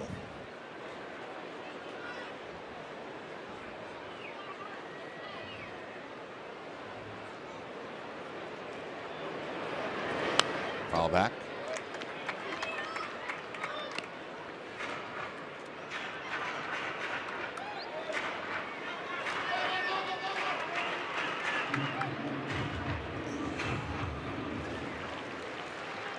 Two and two.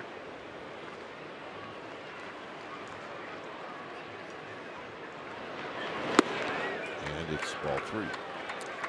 I said Camilo Doval. It is Randy Rodriguez, who's the right-hander in the Giants bullpen getting ready.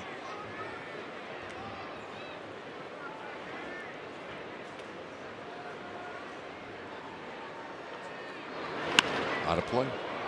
That's the second level, which would be like the club level at Oracle Park. There are 3 levels here. That's not including the suite level, which is tucked underneath the upper deck.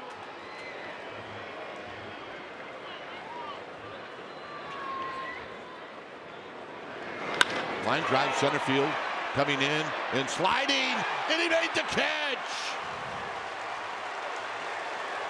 Verlander raises his right arm and says, "Thank you very much."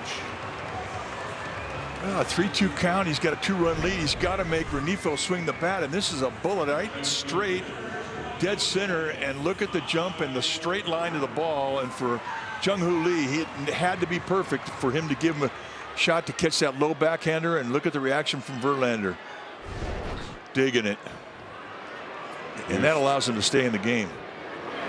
It allows him to face Trout, with Trout not representing the tying run.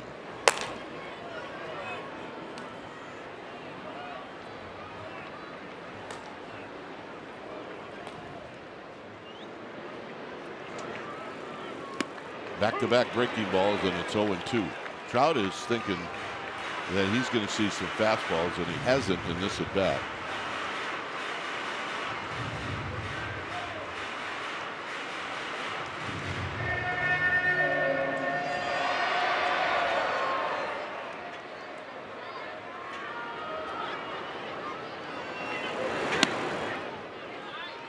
I don't know what that was, Mike. 90? A little cutter. Here's another look at the great play as he dives into a backhander. His route really is what set that whole play up. Swing and a miss. He got him. And that's the highest velocity fastball he's throwing today. And it was on pitch number 88, a 2-strike count to Mike Trout, and he strikes him out for the second time. Just rear back and go right above the hands and sit him down.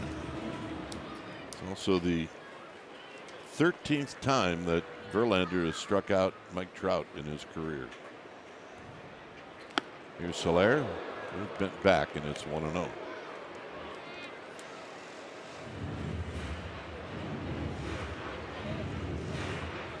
Digging deep, the big right-hander. This will be pitch number 90.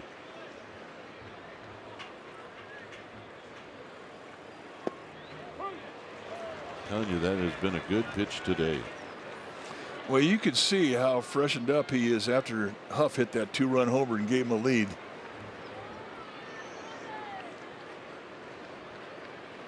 Well, there's an angry swing by Soler, and it's 1-2.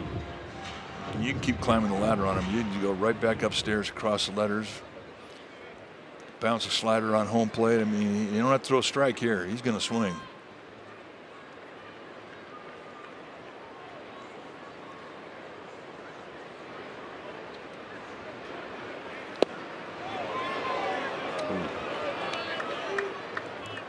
I'm surprised he didn't well.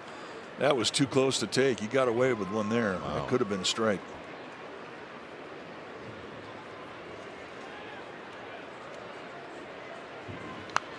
Foul above us.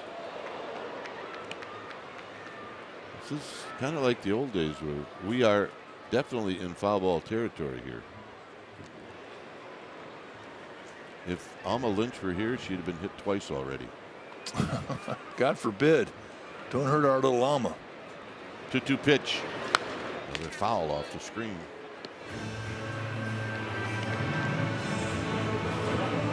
Alma had a, there's our booth right there, right in foul ball territory. CJR in the white shirt. 2-2. Cued. Foul.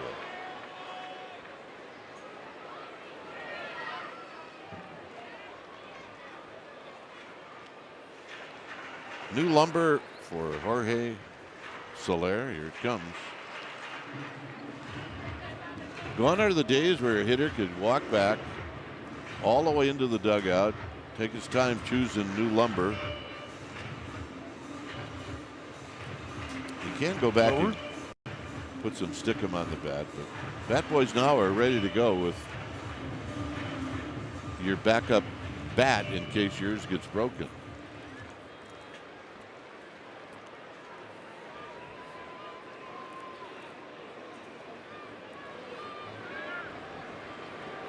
So Verlander and Soler with a good battle going, and it's another 2-2 pitch. And another pop-up straight back and out of play. Just going right at him across the letters. I mean, the first pitch that went up and in, I think notched it up just a little bit for Jorge Soler.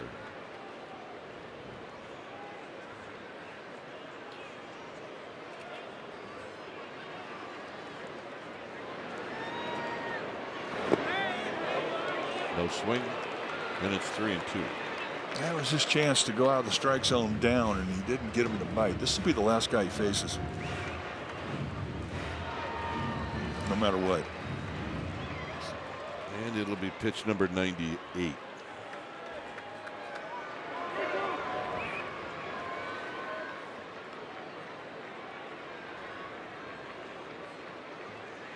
it comes.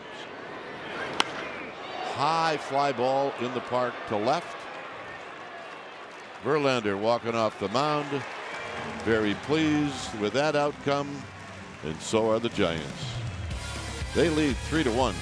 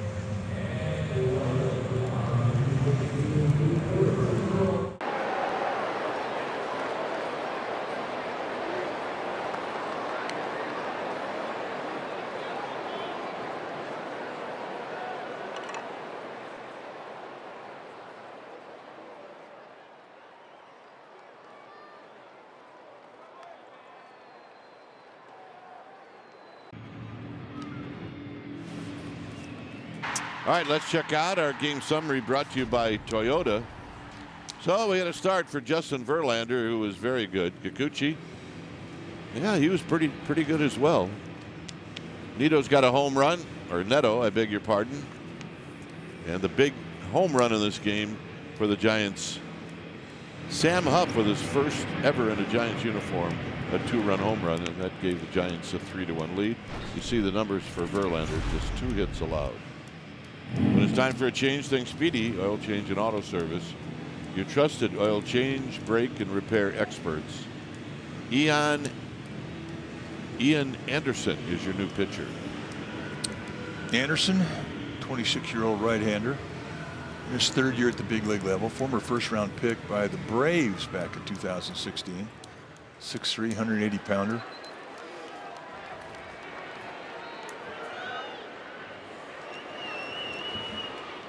And Jung-Hoo Lee with a pop-up foul and out of play. Get a pretty good fastball from Anderson. Mid to high 90s, more mids than highs. Slider, changeup, curveball. A lot of changeups, and there is that changeup.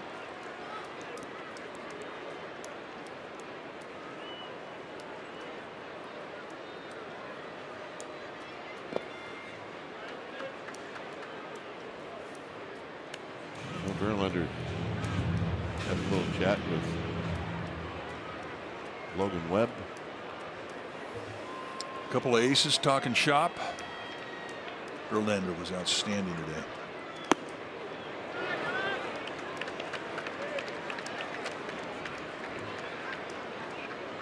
Swings and misses per start today, 12 through 6 innings, just 2 hits allowed.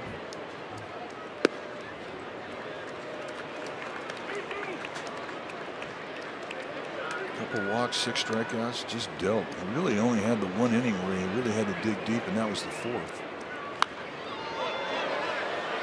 Coming back is O'Hoppe, and it's going to be out of play.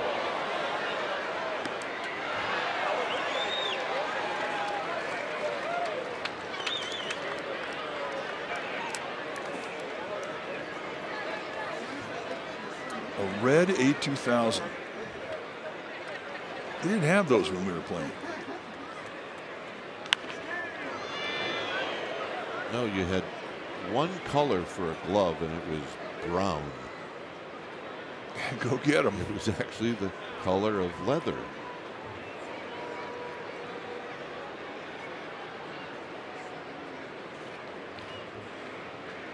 Full count.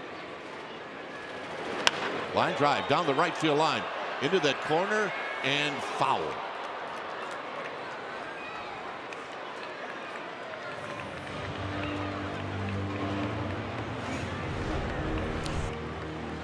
Goes right in on the hands, and look at how quick Jung-Hoo Lee drops the bat head on this and yanks it down the right field line. Goes the other way. On the move is Ward. Still on the move. He dives and he makes the catch. Wow.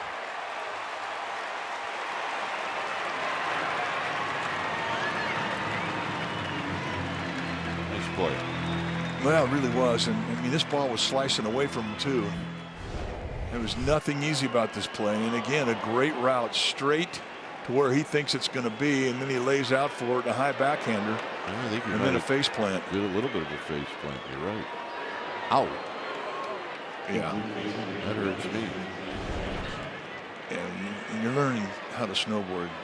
You do that a lot. Here's Chapman.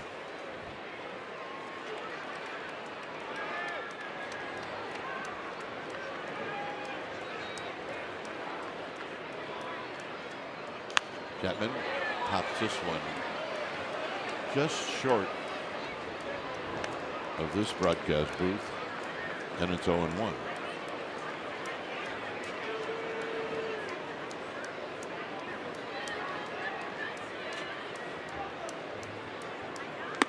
And the pitch is high. It's a really high release from Anderson.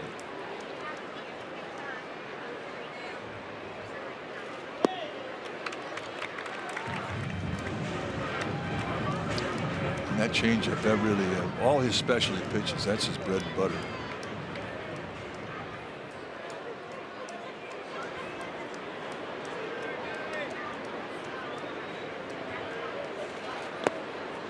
Two and two.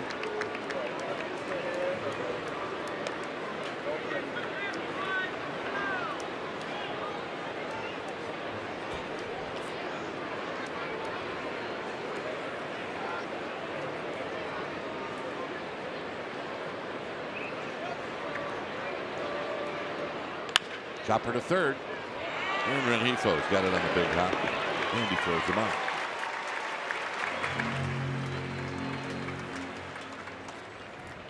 And here's Wilmer Flores, who's still looking for his first hit of the series.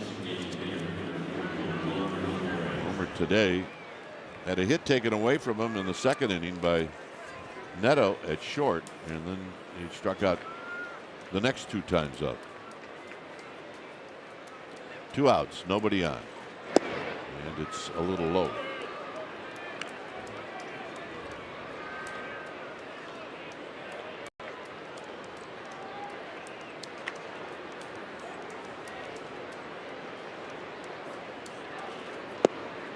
again.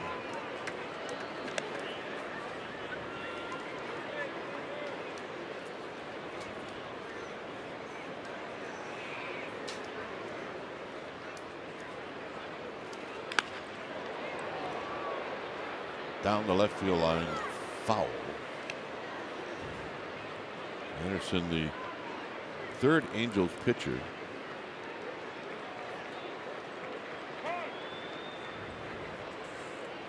I know what's going on in Verlander's mind right now. He's thinking, I can still do this.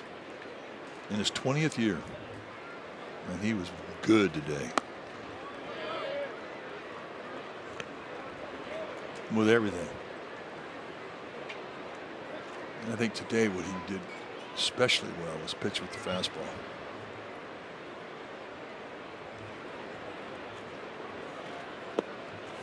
Homer takes the walk.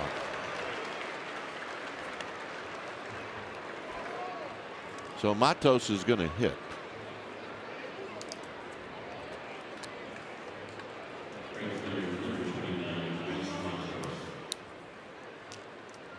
Definitely see a change in how things are done this year compared to the last 4 or 5 years, where automatically this would have been Yastrzemski. Automatic. The line change.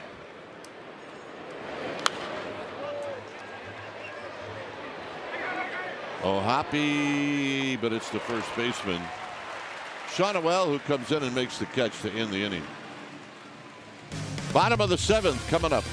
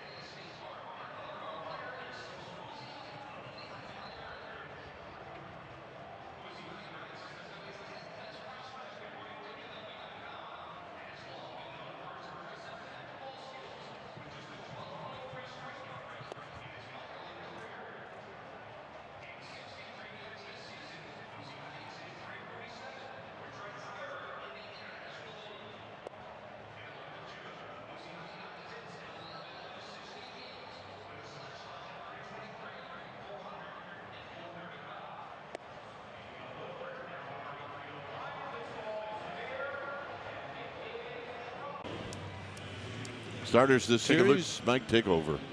Well, these are the starting pitchers, and look at the effort. 6 solid from Logan Webb on the opener on Friday. Then Last night, Landon Roop went the longest he's ever gone at the big league level with a 7-inning performance and 9 strikeouts. 12 strikeouts from Webb on Monday, and here Verlander, 6 innings, 2 hits allowed, 6 strikeouts. So all 3 starters really shined in this series, and the Giants have a chance to win this series. When it's time for a change, think Speedy Oil Change and Auto Service. Your trusted oil change, brake, and repair experts. It's Camilo Duvall. Duvall, for the 10th time, takes the ball from Bob Melvin. 1-1 with a couple of saves. First slider's down low. Shonwell 0 for 1 with a walk.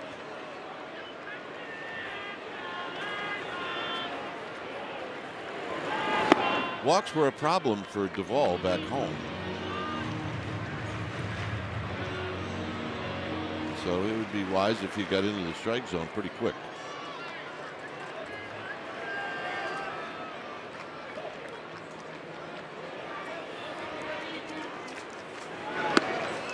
Three and 0.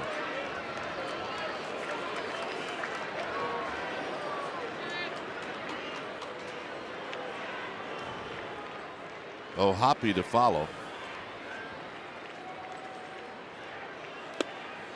And a 4-pitch walk.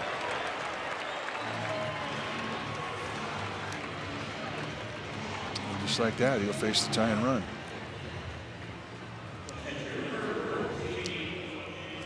With a lot of relievers, that first strike is so important because it simply relaxes them. The longer you go without throwing a strike, the harder it is to throw a strike.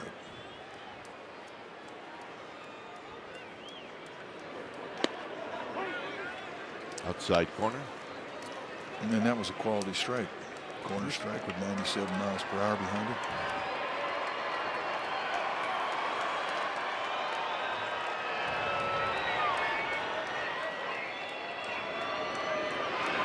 Look out. And the concern with that pitch right there, that was a slider. And the concern with the movement on that pitch was that there was no movement. There was a backup slider. He did not have his hand behind the slider. There was no power behind it. So now if you're Sam Huff, you don't know if you are going to get that slider with no movement or you're going to get the good slider. It really affects what you call because you need quality right here and you need knee-high location with movement. You're pitching for a ground ball. And that slider's down around the knees. It's like his two-seam fastball. It gets ground balls. It gets double plays. When you're hanging them and you have rolling them like that last slider, it gets fly balls and it gets hit a long ways. Foul back. That went right over the head of Susan Slusher of the Chronicle. She bring her glove? She did not. She did the wise thing, the same thing that I would do. She ducked. Under the table.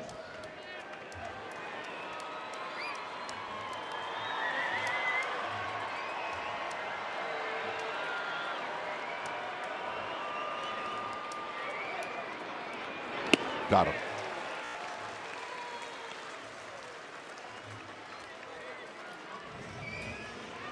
It's amazing what one strike will do.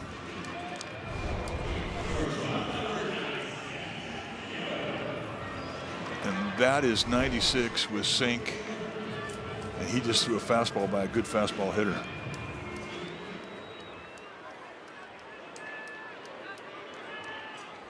Here's Neto. Neto the home run in the 5th off of Verlander.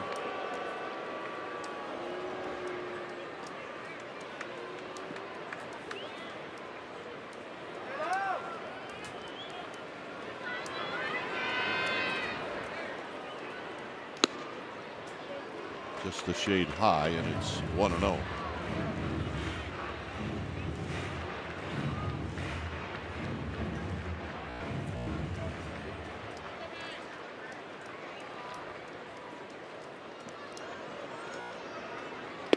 There's the strike.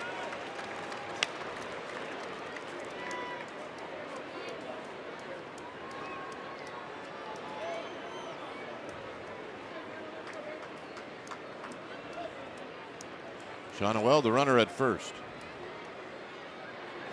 Swing and a miss. 1-2. And that's your #1 slider right there. Start that thing on the outside part of the plate. In the mind of Neto, when he's looking at that pitch coming in, he's thinking fastball, and he attacked it like a fastball, and then it snapped off, fell out of the strike zone, and he gets a swing and miss. And that's when you call timeout as a hitter and think, okay, now that I've seen it, how am I going to try and defend against it?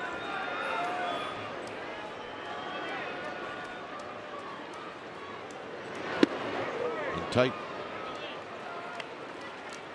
Keeps you honest. I like that. I like that call from Huff. Bring that 98 on his hands, and that will set that outside corner up again.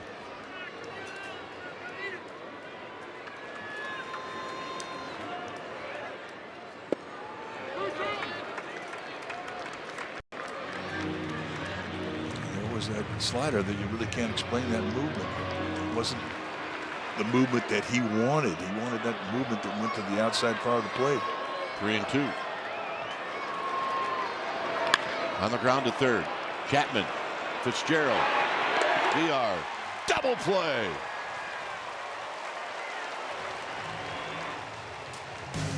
Eighth inning coming up.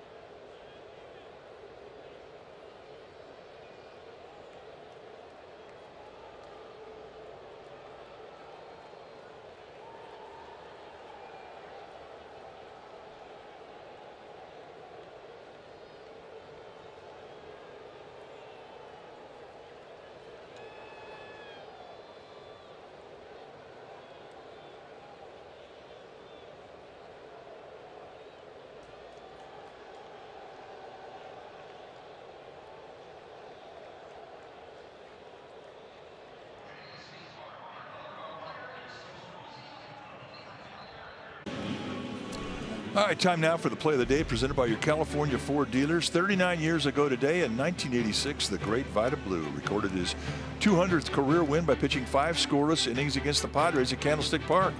Starting catchers in that game were Bob Melvin for the Giants and Bruce Bochy for the Padres. Vida would go on and record 9 more wins on the season to finish his career with 209. He was a good one. He was. Fitzgerald takes high to even the count. Tell you what, I like Vida a lot more playing behind him than I did actually facing him.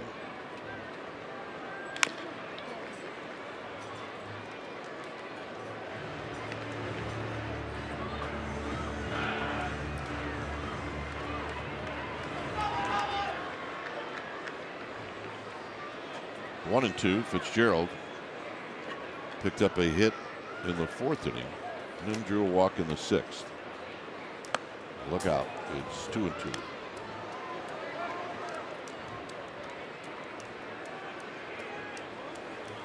Well,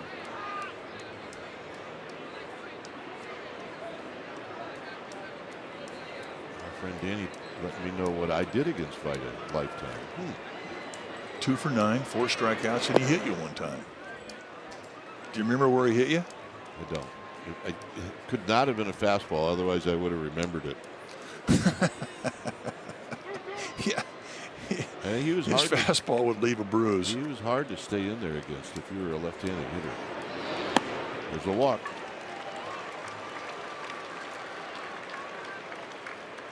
Well, I mean, he had that high leg kick. and you didn't see the ball early, and then when he threw it right across your letters, it had that little tail that ran away from a righty and into a lefty. I mean, he's kind of a two-pitch guy. Fastball, slider, go get him. But, man. But when I faced him, he was different than he was in '86. Well, you faced him when he was throwing 102.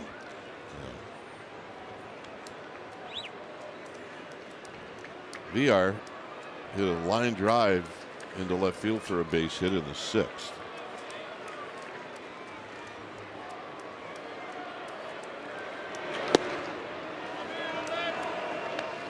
Fido is one of the greatest athletes that I ever played with. No Here's question. The pitching coach, Barry Enright. And we've always heard that story about Vida being a high school quarterback, and he was Michael Vick of that time. He was. He could throw a football 75 yards. That's not bragging. But I love the fact that he was a switch hitter, but not your conventional switch hitter. If your dugout was on the third base side of the field and he was taking at bat, he would go hit right-handed. Even if there was a right-handed pitcher out there, it was the closest batter's box to the dugout. And if your dugout was on the first base side, and he would go hit on the as a left-hander, even if a left-hander was pitching. Oh my goodness! He was like no other. I miss him.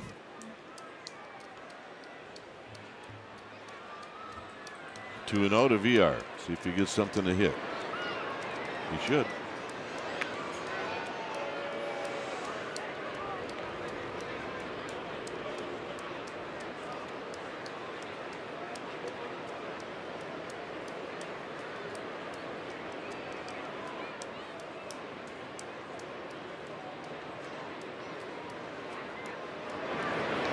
Tapper foul.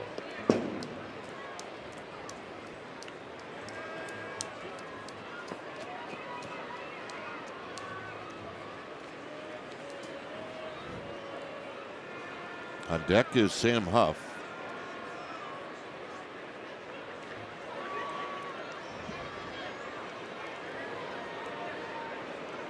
And a quick toss.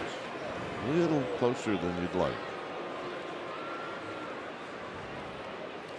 Fitzgerald hasn't been caught this year. He's got 4 steals. He may go. And why not?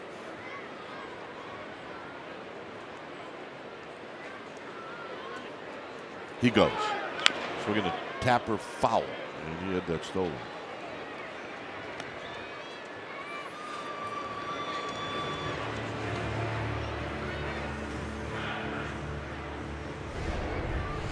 All right, let's take a look at the jump. That's an enormous lead going on first movement. You're right. He had it easy.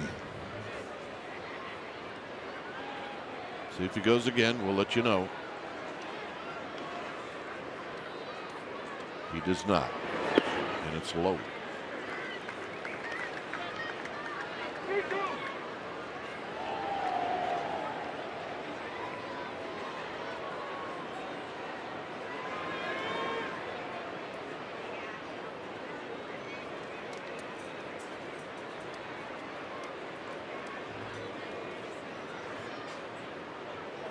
Fitzgerald goes. Swing and a miss. Here's the throw down to second. Not close. I mean, Anderson has to know that's an enormous lead. And with Fitzgerald going on first break, Hoppy had none chance. Here's Huff.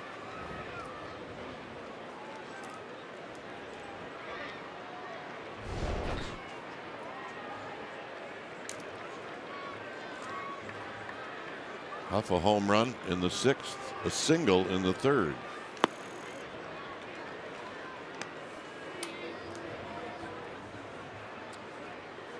Well, know your Giants.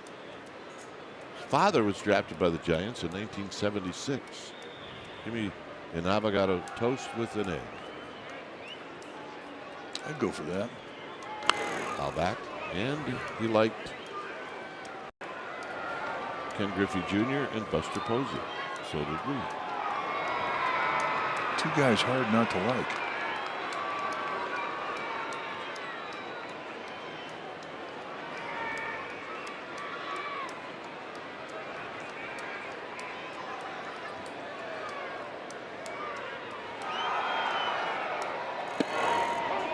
Oh, right there for a strike. It's 1-2.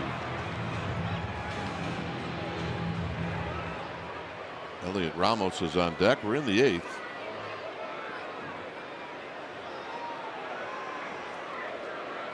There's Tyler Rogers.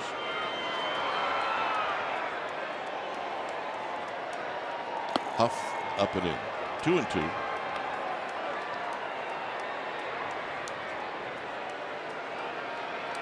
Give you a good smell of that fastball back out the plate a little bit, and then really sets that changeup up.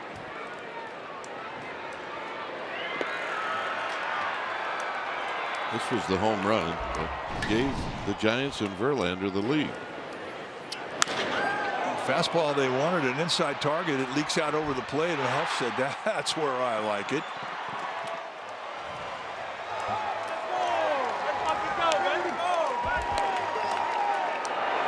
And the walk. Easy take. So the bottom of the lineup has set it up, and here comes the top. And here comes the manager. This is the Walt Weiss walk. Taking his time. So we're going to get a new pitcher.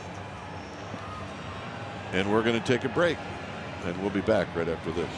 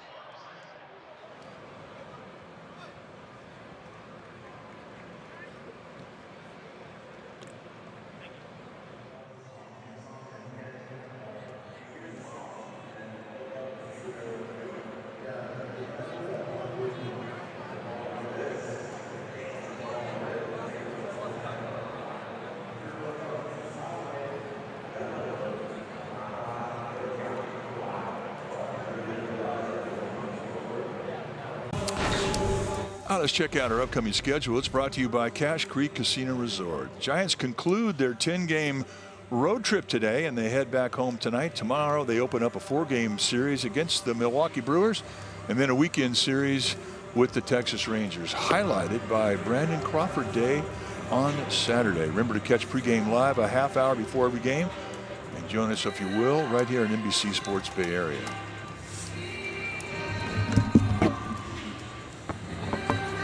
3-1 Giants. We're going the top of the 8th inning. On a gorgeous Easter Sunday. Hope you all had great Easter egg hunts. Michael Darrell Hicks, the new pitcher now for the Angels. This is his 4th appearance on the year. And he throws to Ramos, and it's outside for a ball. Ramos has been on base 3 times. Actually, he's been on base 4 times. 2 walks and 2 hits.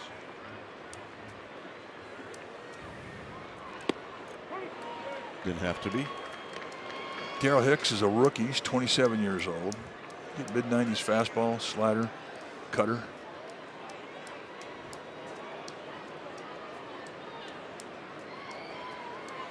Chopper. They'll get 1 at second. And that's it.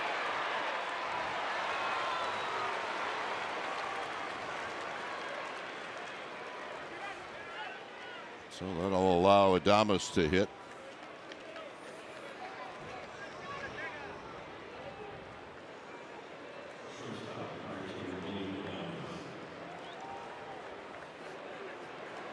Runners at the corners for Adames. who's 1 for 4.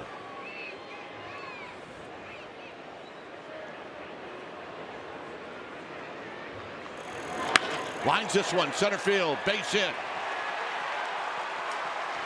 Fitzgerald comes in to score, and the Giants lead now 4-1. Right, Another off the bat, first pitch. money hit for Adames. Take a look at the location. I mean, it's right to the glove. They wanted to run that two-seam movement in tight to him. And the inside outs the swing to center field. Not getting greedy. Starting to heat up. Hey, we got a Jung-Hoo Lee chant.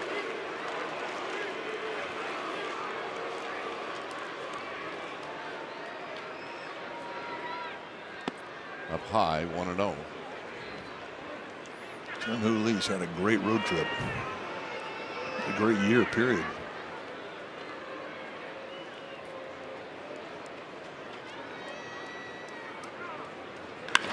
Shot, and it's caught at first by Shonowell to end the inning.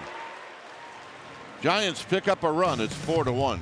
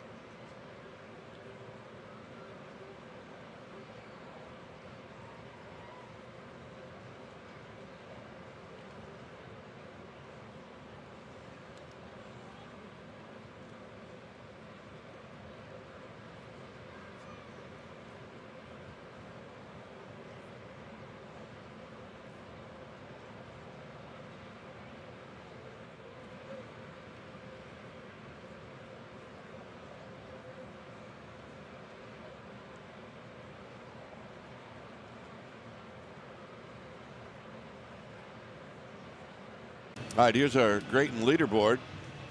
The Grayton Resort and Casino leaderboard. Giants bullpen, where does it rank? Well, ERA second, WHIP third. Oppositions, their average third. And they don't give up many home runs. So very nicely done bullpen. And speaking of bullpen, here's Tyler Rogers with the Giants leading 4-1. When it's time for a change, think Speedy Oil Change and Auto Service. Your trusted oil change, brake, and repair experts.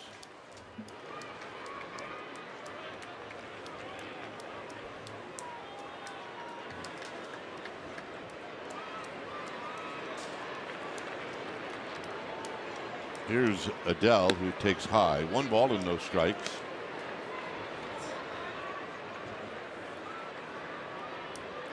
Twelfth appearance for Tyler Rogers this year. Off to a great start.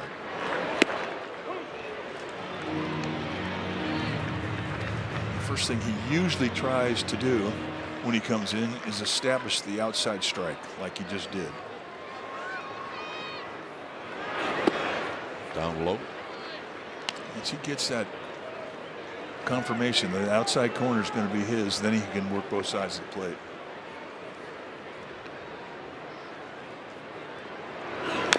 Tapper fouled to make it 2-2. We talked about the uniqueness of Rogers, and just, I mean, to throw a strike from the submarine release is difficult, but for him, I mean, every time he goes out there, he shows you good corner command with all the pitches that he has. Now that's a unique submarine guy. Got him.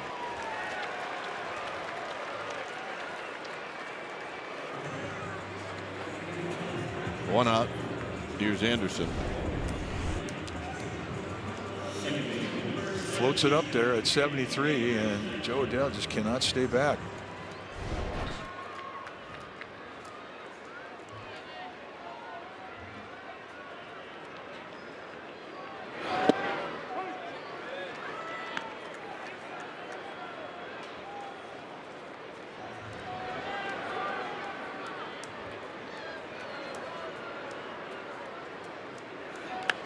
Anderson, inside out swing. Fouls this one in front of the Giants dugout. It's 0-2.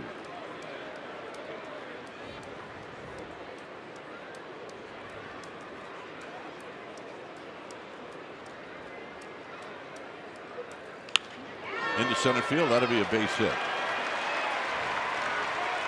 So Anderson off the end of the bat.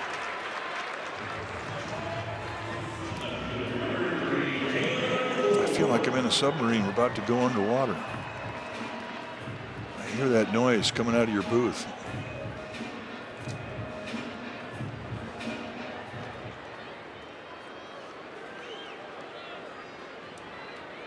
Ward is 1 for 3.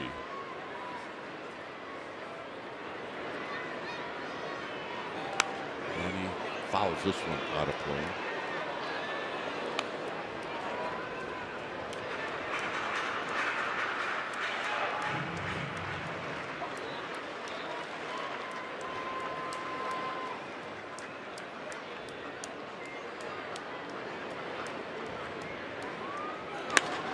Hit out into left center field.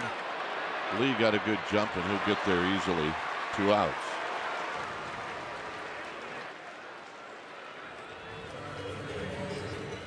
Well, if I told you, Mike, that that noise wasn't annoying, I would be lying. I don't think I've ever heard an alarm go off during a broadcast before.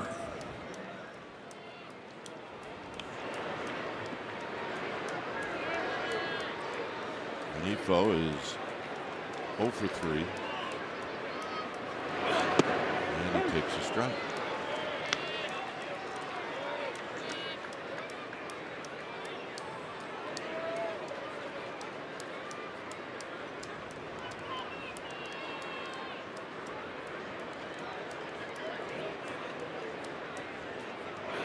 Topper right to the backstop to make it 0-2.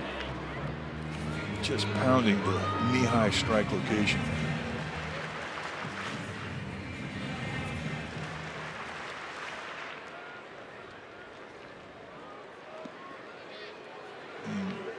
You know, his whole temperament is just so chill, so controlled.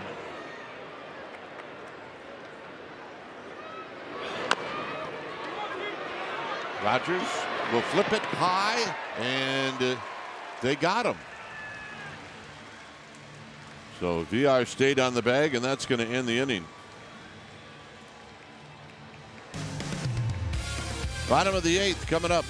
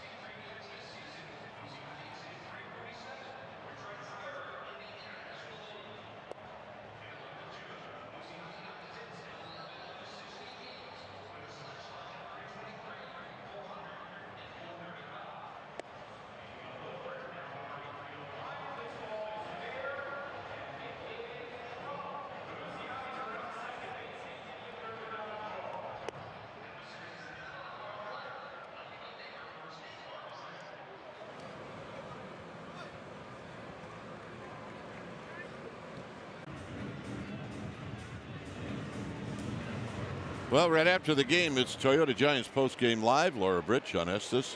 They're going to do a lot of things, and it's coming up right after the game. Here's Darrell Hicks to Chapman, and it's low.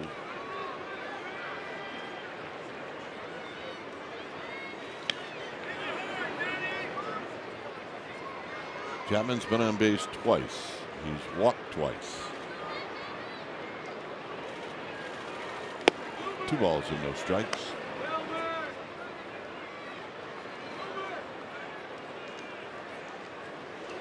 Angels pitchers have walked 7 Giants today. Chapman hits a very high pop-up down the third base line. Neto will make the call in the catch. And here's Wilmer Flores.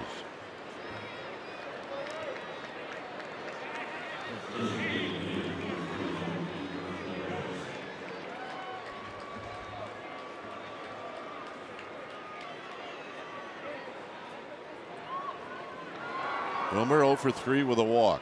He walked in the 7th inning.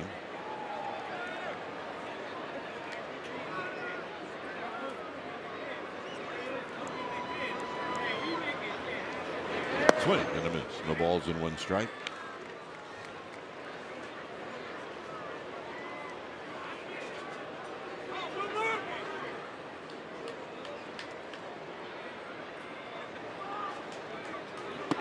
Look out. In tight.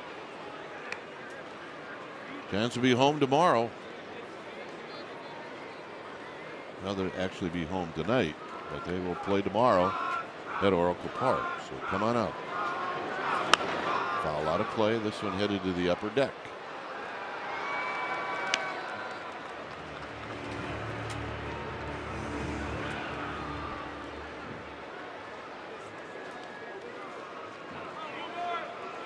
Robbie Ray will be on the mound tomorrow night. Homer go around. Las Diaz did not even ask. He called that on his own, so Flores is gone.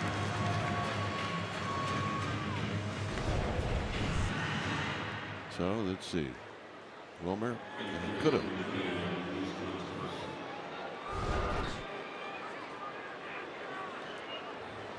Here's Matos. Matos 0 for 4.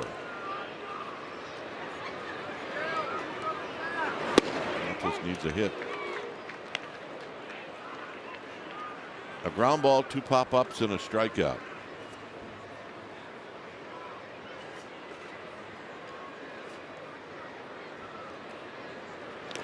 And that's to the backstop to make it a ball and a strike.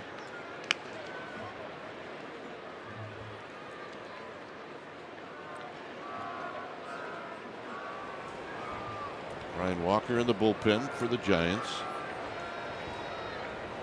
Right now with a 3-run lead.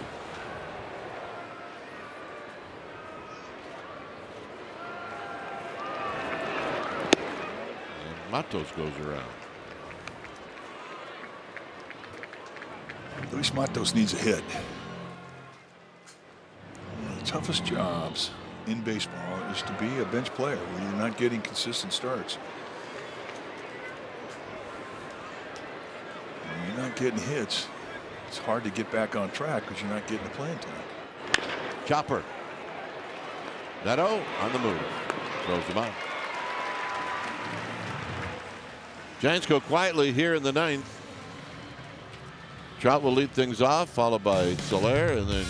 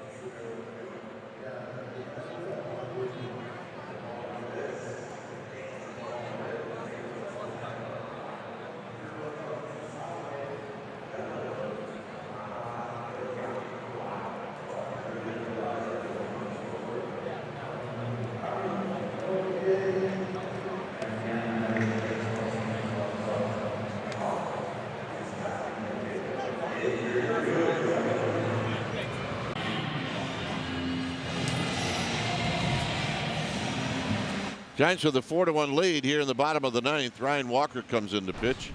So that means when it's time for a change, think Speedy Oil Change and Auto Service, your trusted oil change, brake, and repair experts. 9th appearance on the year for Walker, who's off to a great start. 5 saves and 5 save opportunities with a 1.13 ERA.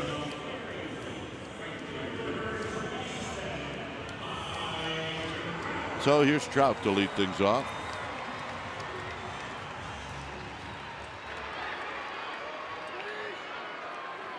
Trout 0 for 2, 2 strikeouts and a walk, and he takes this pitch inside, 1-0.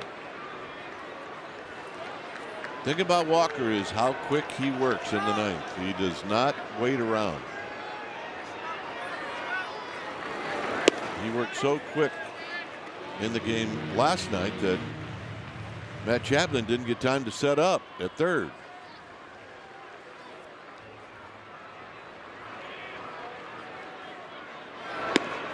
That takes another strike, and it's 1-2.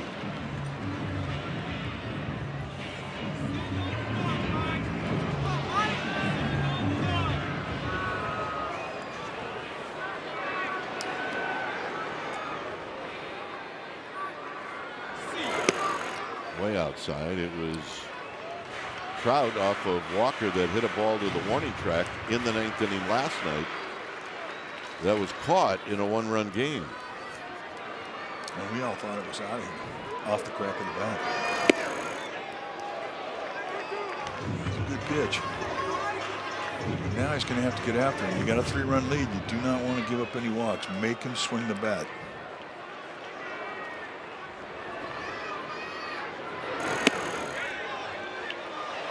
Didn't get the call.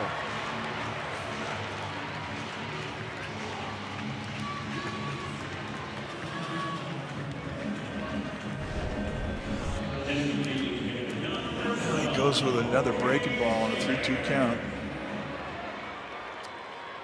Could have, didn't get the call.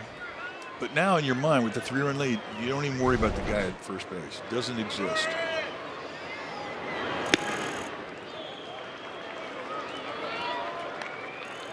Soler 0 for 3.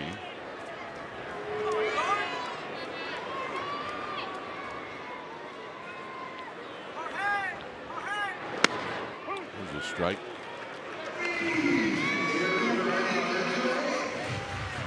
Walker only throws 2-seam fastballs. He doesn't throw a 4-seamer.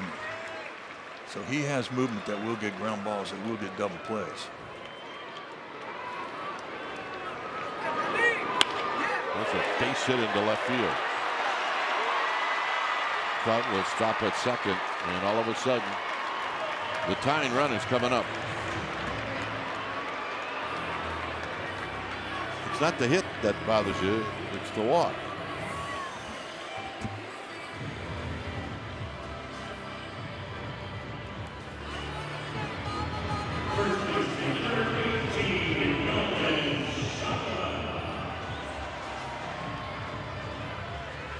So the captain of the infield comes in there and says, hey, get a ground ball, we'll turn it. When an inning starts to go against a guy, I mean, when you have a player, especially an experienced veteran, come in and say, hey, let's get this ground ball, we'll get a double play for you. It brings your focus back to what the matter at hand is, instead of worrying about this momentum that's starting to build against you. And you think in those lines, you think, okay, I need to put this down around the knees to get this ground ball. There's a strike to Shonowell. He's been on base twice by way of the walk.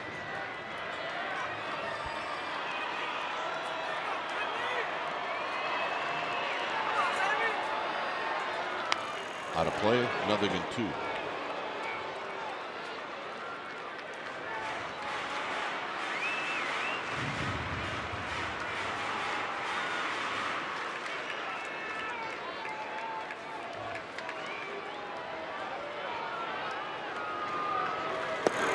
Down low. That's a good 0-2 pitch right there. That's one, if he swings it and hits it, he's going to hit a ground ball. He can swing and miss. I mean, a lot of good things can happen. I'm not worried if you lose the ball there and go to the 1-2 count. Got him. But Throws him on the inside corner, 1 out. And just locks him up. Watch him back off, thinking it's going to hit him. Oop. See ya. Thanks for stopping by.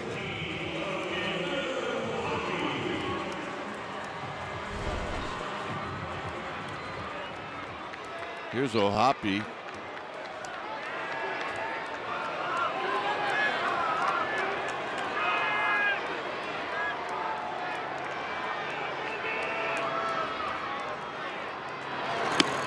Way outside and low.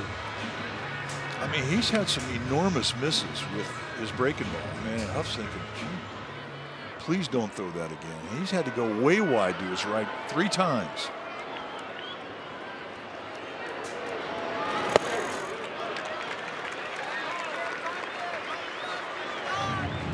And this is where you're vulnerable, right here. It's a get-it-in situation. He's seen both your pitches. He's seen your movement. He's gauged your speed. O'Hoppe's going to have a swing.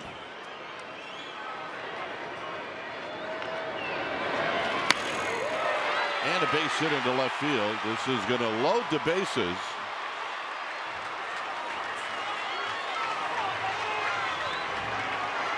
And the hitter will be Zach Neto.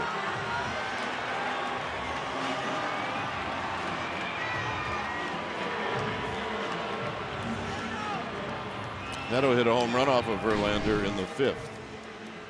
Verlander only gave up 2 hits in 6 innings, and this is one. A leadoff homer back in the 5th, and it tied the score at the time.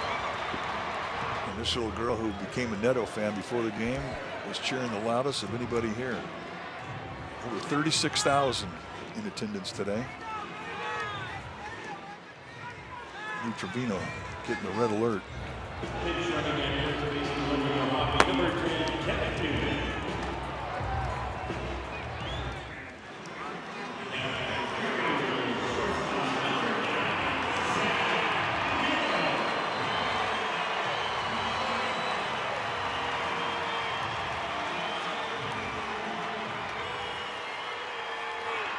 So here's Neto. Newman, the runner at first, the pinch runner.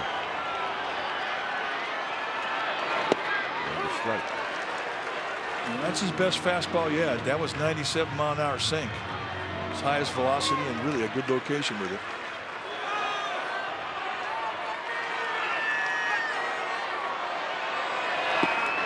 Runs that one in tight at 96. Just clipped him in the back leg.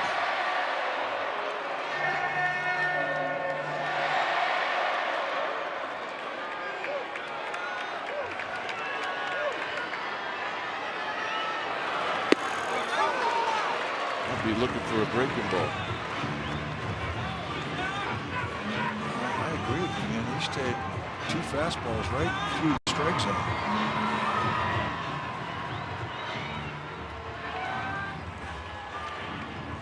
Trout, Soler, and Newman are your base runners.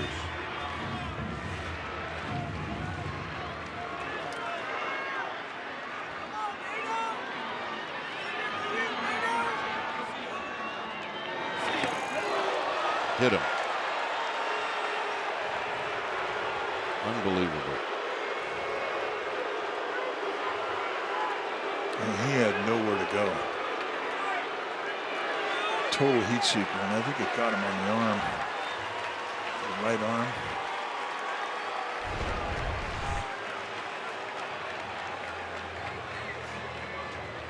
Oh no, he got him in the belly.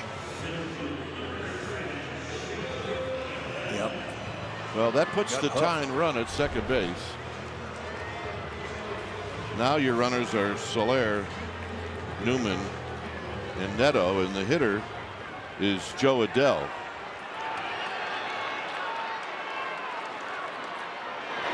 And it's wide. Now Adell's a hard guy to double up. Right now, Walker's all over the place.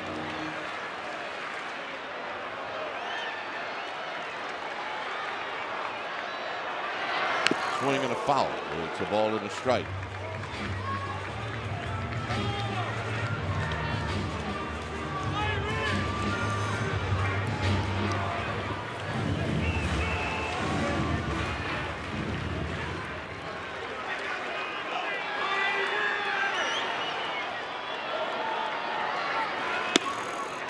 2.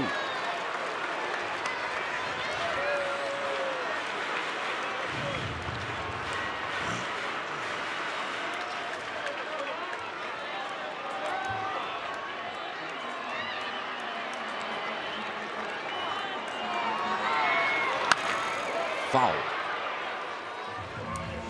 Paris. Kyron Paris is on deck.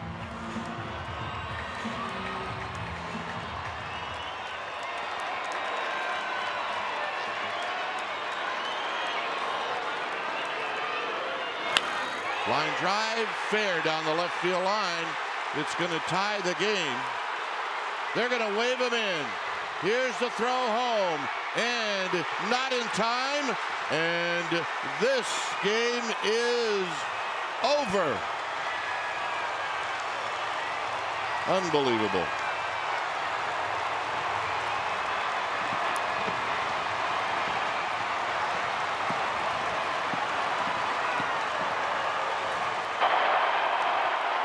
The Giants are challenging the state call it home plate.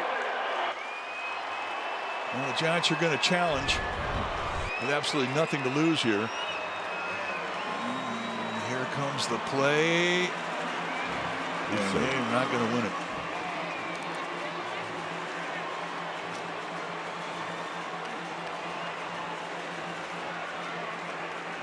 Not in time. What a way to walk off the field, and what a way to end a road trip. Very disappointing loss. Yes, sir.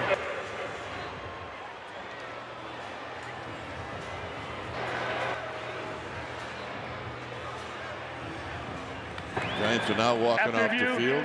the calls may confirm the runner safe. Game over.